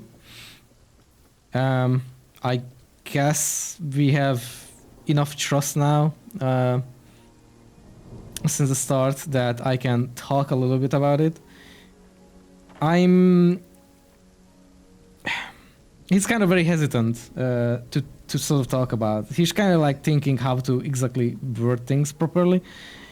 But he does mention that I need the 4 of you to know that I'm part of a sort of organization, a sort of agency. I am neutral in these terms, but we are for the kingdom. I can't exactly say too much for obvious reasons, but with time I might tell more.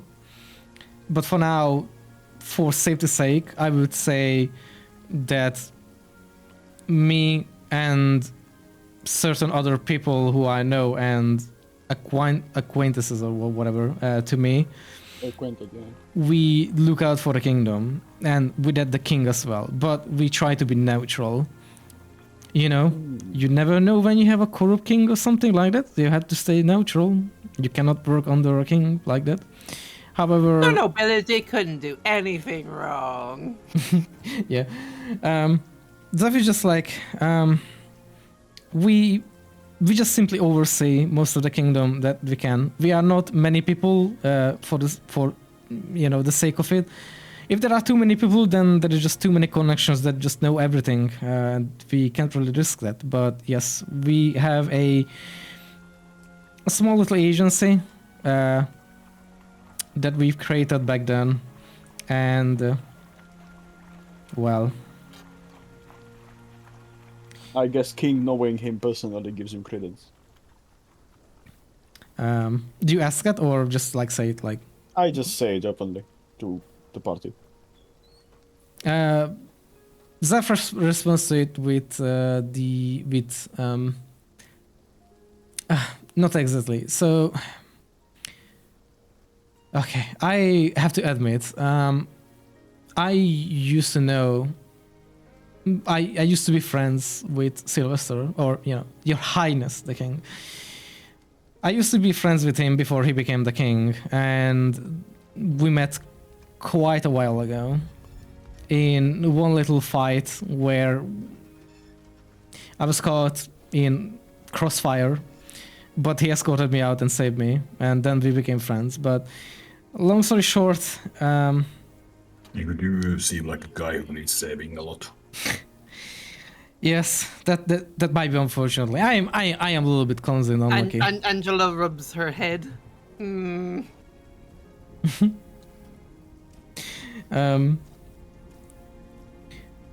He just sort of continues with, well, we were friends until he became the king. Then, you know, because of his duties, it's kind of became scarce. But before he became a king, he knew about my little group, sort of. I'm technically one of the founders. He actually kind of inspired me for the entire thing, but that's sort of a different thing. But because of that, he knows about what I do and why do I show up at certain places occasionally when we meet, which creates a bit of an awkwardness, but I guess that's unavoidable sometimes. That's why I don't really talk with him like that either. I don't see him as royalty, and he never was. He never was like that, all right? It's just... It doesn't really fit him too much, but it's his duty now, and I have to respect it. But because of that, we just don't really talk anymore or met before, apart from when, you know, us showing up like this with people occasionally. But no, you guys are not part of this in the sense. I do hire you in a sense, but he was meaning, you know, the agency behind me. Yeah. Right. Yeah, so from now on, the king as a tabaxi will forever in my mind be Sylvester Stallone. Yeah, the big boss. I am the law. Yeah. It's just the same fucking brain voice. cell. Hold on, let me check this. I have so many windows open. Okay.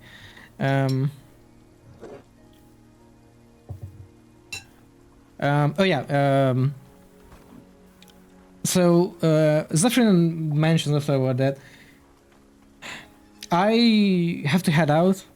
If you want to come with me, that's fine. Well, we have but- to go see the interrogation. Oh yes, right. I mean, he says like, oh yes, right, the interrogation. We have to do that too. Well, he kind of like thinks. Yes, the interrogation is a bit more important right now.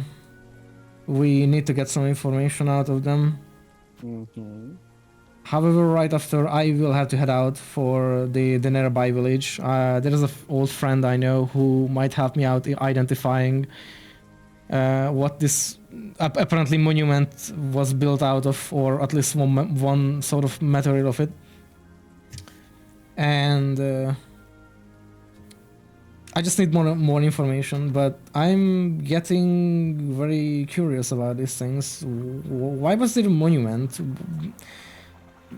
Who even built the monument? I feel like there are more questions than answers that we got them from this.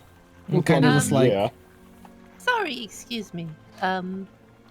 I am kind of aware that you are trying to scout us for your group here, but I'm more curious to see if maybe your organization knows some things about historical families?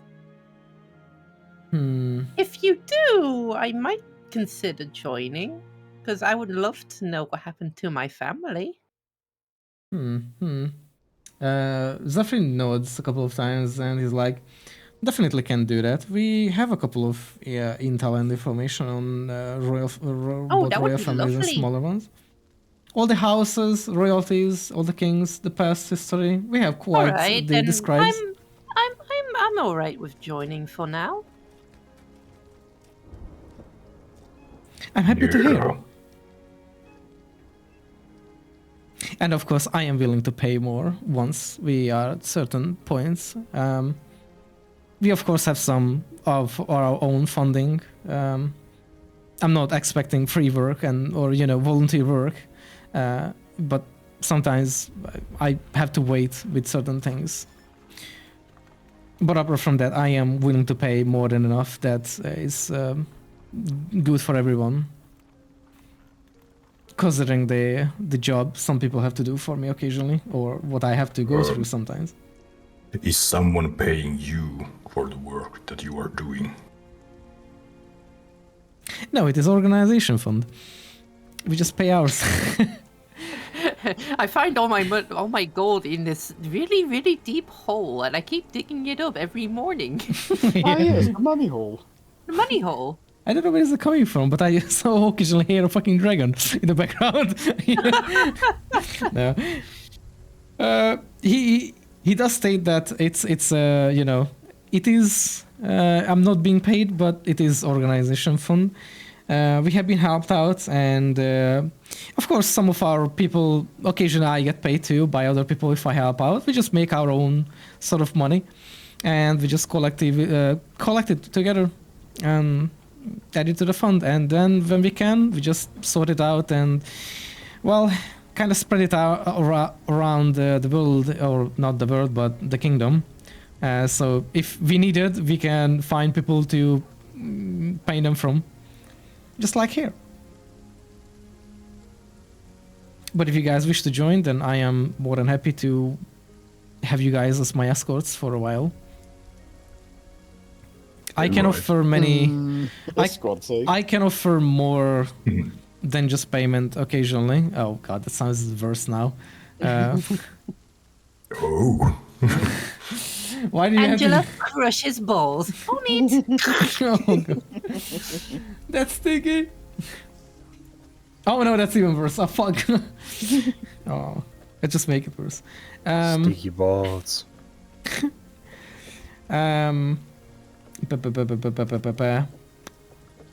Well, anyway, yeah, we have to find out what's going on. So Yeah, he just mentions that. interrogations are Yeah. in order. Zephyrin just gets up and says, "Then, well, if you guys wish to, then we can, I guess, interrogate those bandits that they caught. Apparently, I think the king mentioned 2 of them, right? Mm-hmm. All right. And then. 4 guards that were supposed to bring them here. B moves his head from side to side, cracking his neck, and then cracks his knuckles. Yeah. Oh yeah, you are all for the spirit, I say, big man." Yeah, I'm a man. Big man. Oh, anyway, jokes aside, this.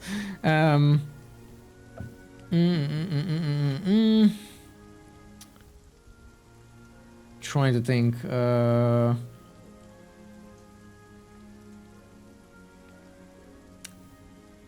Yep, Zephyrin just gets up basically and just says, in that case, let's get going. Their prison is not so far away from here. It's just a couple of buildings away. It's not really a small, not really a big town. And I will, he kind of shuffles around in his bag and just pulls out the letter that the king gave him. And just keeps it in hand as well. And we have the invitation, I guess, for the interrogation as well. And maybe we will get further than their men, because oh boy, his men are not so competent at many cases, that's for sure. Not for interrogation at least, but they are good for looks, I assume. He's being very, very, very sarcastic about his men and guards and stuff like that. Does not like Naturally. And he kind of just heads off, heads out of the room in a sense.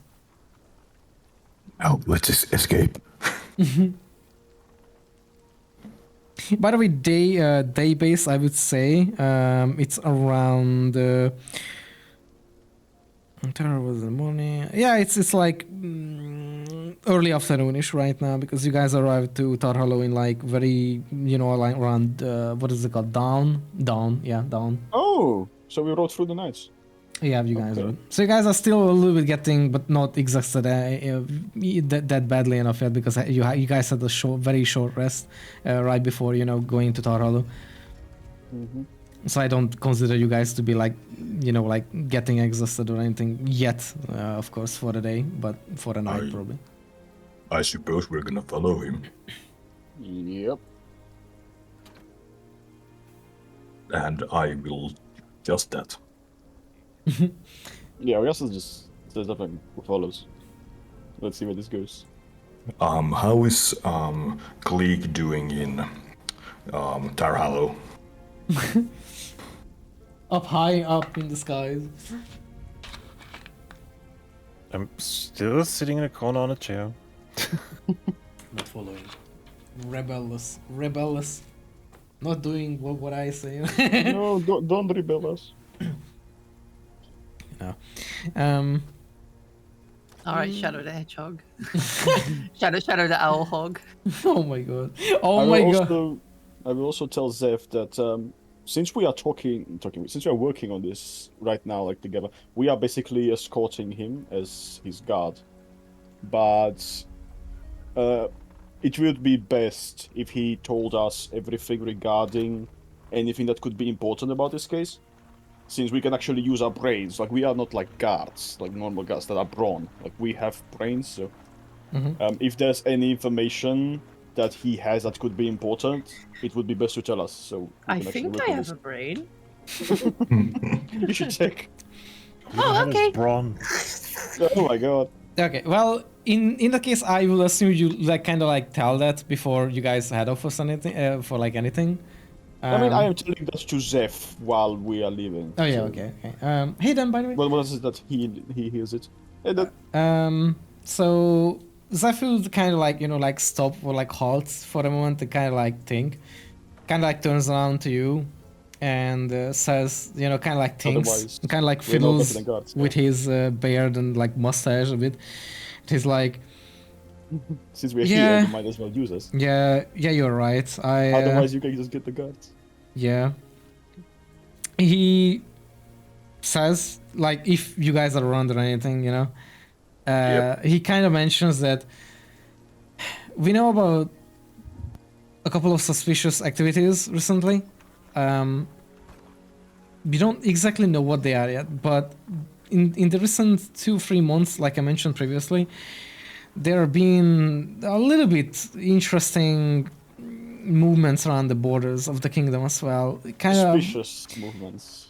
yes, more in the sense of like people suddenly trying to smuggle in and get in certain things and moving things that we don't really understand why when it's not normal here. Nobody really seeks it either, or it's just seemingly useless. So we are suspecting that it might be doing with this, but it could be just very coincidental movements from other, well, bandit groups or thieves guilds and such. What are But- these things that they're smuggling? Well, one of the things that we caught was apparently some sort of clay for building, but it's not used anywhere. Clay for building, monument, missing, suspicious. I mean, It could be related.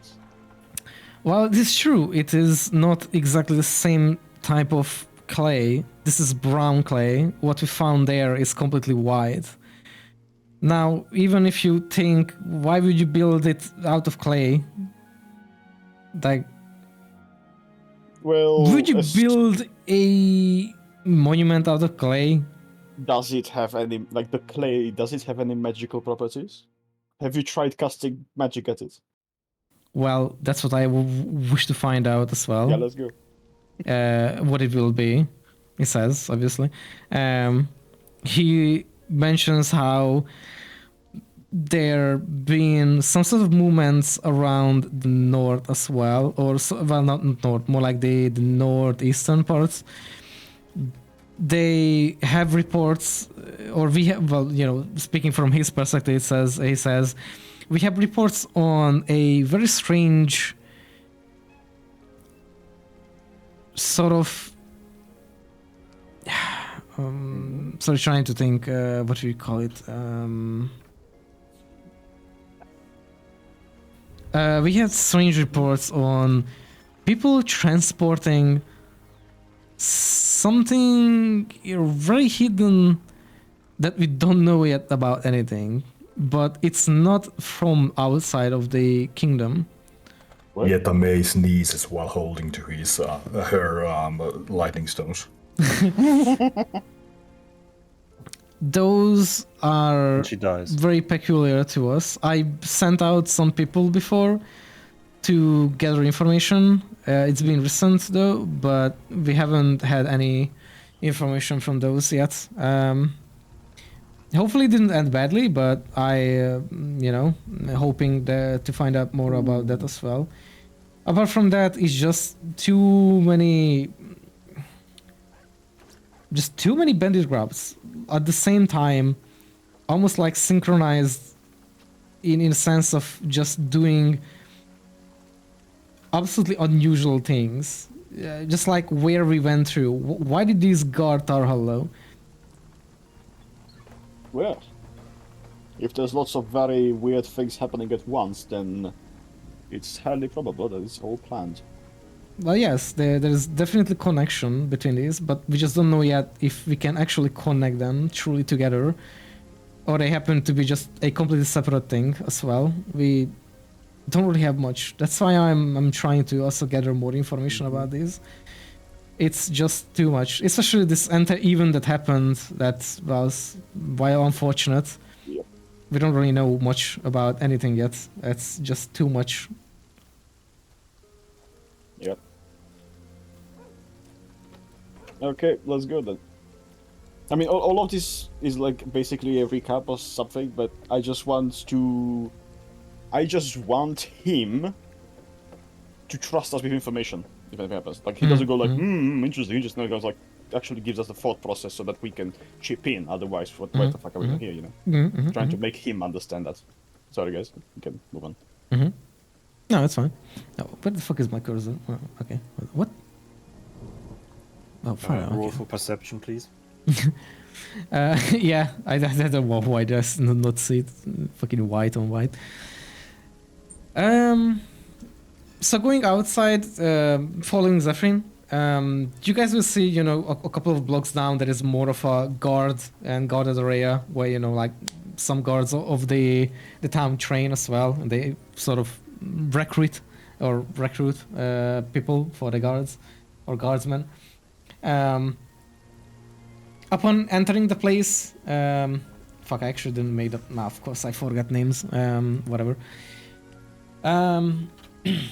There is one. Not one, but fuck. How do I? My brain is mushy.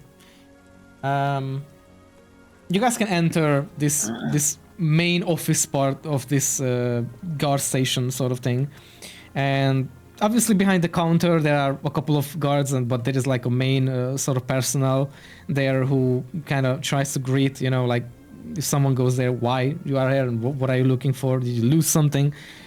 And Zephyrin leads you guys there, being questioned by why are they there. Zephyrin will just state that they are here for the interrogation, for the captured, the bandits. At least he tries to convey. And the guard is obviously very hesitant, and we just like have a completely deadpan face. And he just like... Yeah, I just stand forward next to Zev, just go like, the king has sent us himself to come and interrogate. We have a letter from him. Zev is obviously having trouble. B crosses his arms, standing tall. Automatic intimidation. The guardsman, or like this sort of person, we just look up, kind of very unimpressed looking. Just like look at all of you, and just say, you know, with like a very dead voice, like, papers. And then Zeph will just, you know, like just slam it down in front of the guard, like this person on the table, like, here is a paper. We can go in. We have the permission. The guard, like, almost like this from Zootopia, you know, the fucking sloth. It's like just leans down slowly forward, you know, like slowly picks up the paper and kind of like pulls it up to him. Half asleep basically, and just looks at it. It's like, Wrong form. Severin, you were right. You were right about this guy. Yeah.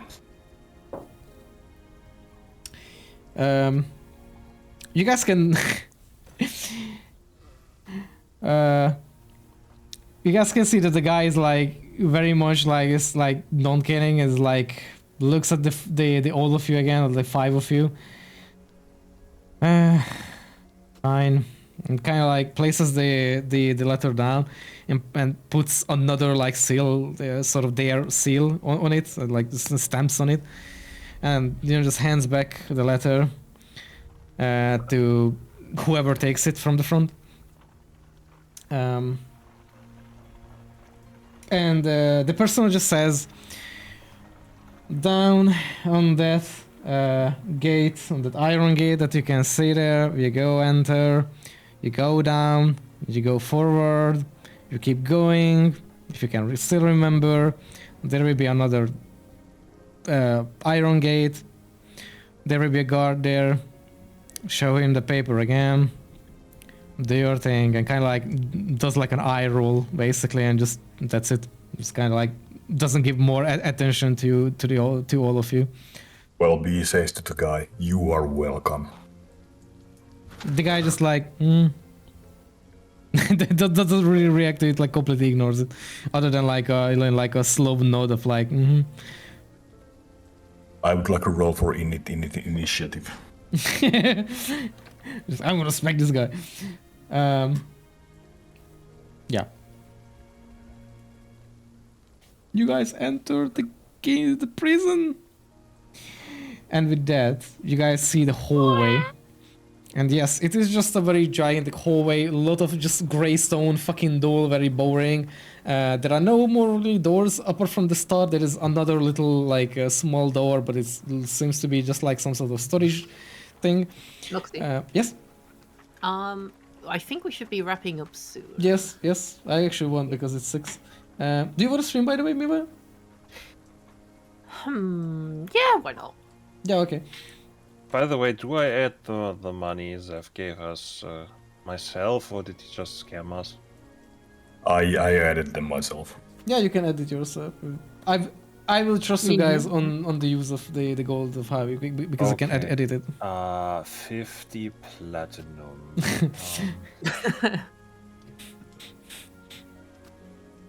By the way, yeah, I actually did want it to end there too because I actually didn't prepare more for the section after the prison thing to go. Yeah, I just keep hearing you explain more and more about the place. I'm like, why not just stop at stop You our guys session end at up in the prison. guy that we walk, our party walks up to the reception desk where a slow and stern looking fellow welcomes the party to the facility.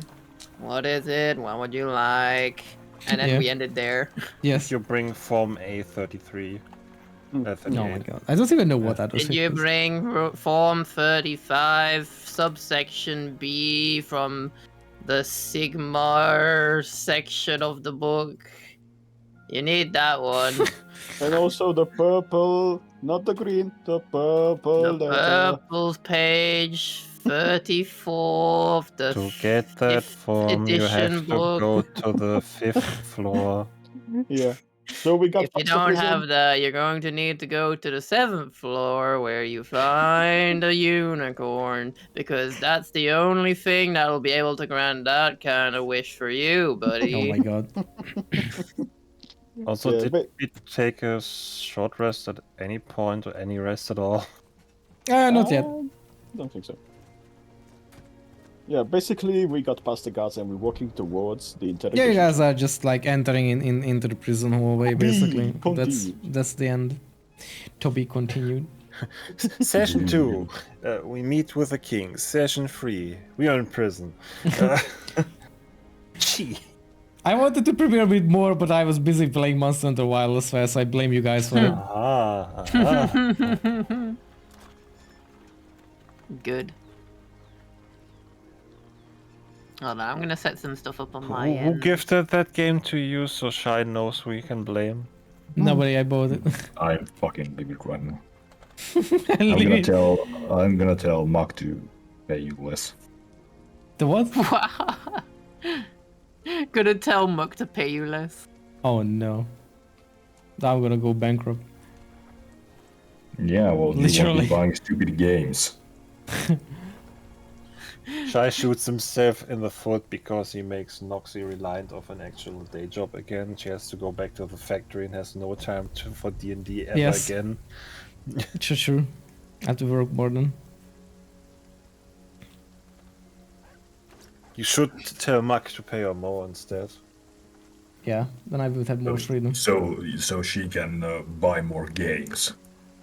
No, so she would have to spend. You sound like a That- disappointed parent. Logically, if she gets more, she will add it faster and thus will have more time to plan for the D&D Ace, session. no one asked you.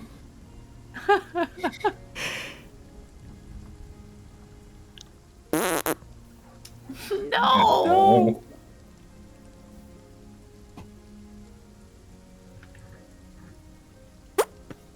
No! My finger. My fingies.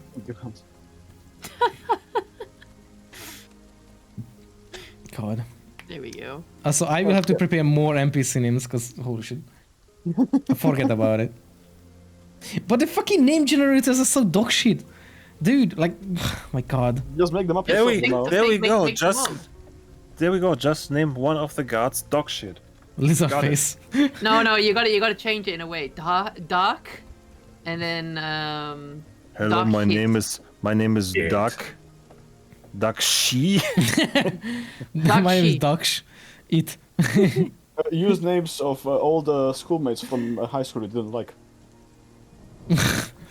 There will be a lot. That Guess sounds we're good, doing but I mean, covered it with works. names for the rest of the session. For the campaign. Noxie, just name every bad character after someone who has wronged you in the past. Oh god. The campaign is covered for the next one. The next 5 campaigns are covered. Oh my god. Is Senor Coco what? Coco Fafe? Coconfef. What does it mean? It's Coconfef. What does it mean? Even better. Ah, that's better. Coconface. Oh my god. Poof face? Yeah, that works as well. Shit face. Okay. I'm gonna hop over because like I have to eat something because I'm Yeah, dying. no, Hey, go it eat is. some food. Yeah, I'll come back later. Yes, Enjoy your food, Alex. Yes. Thank you.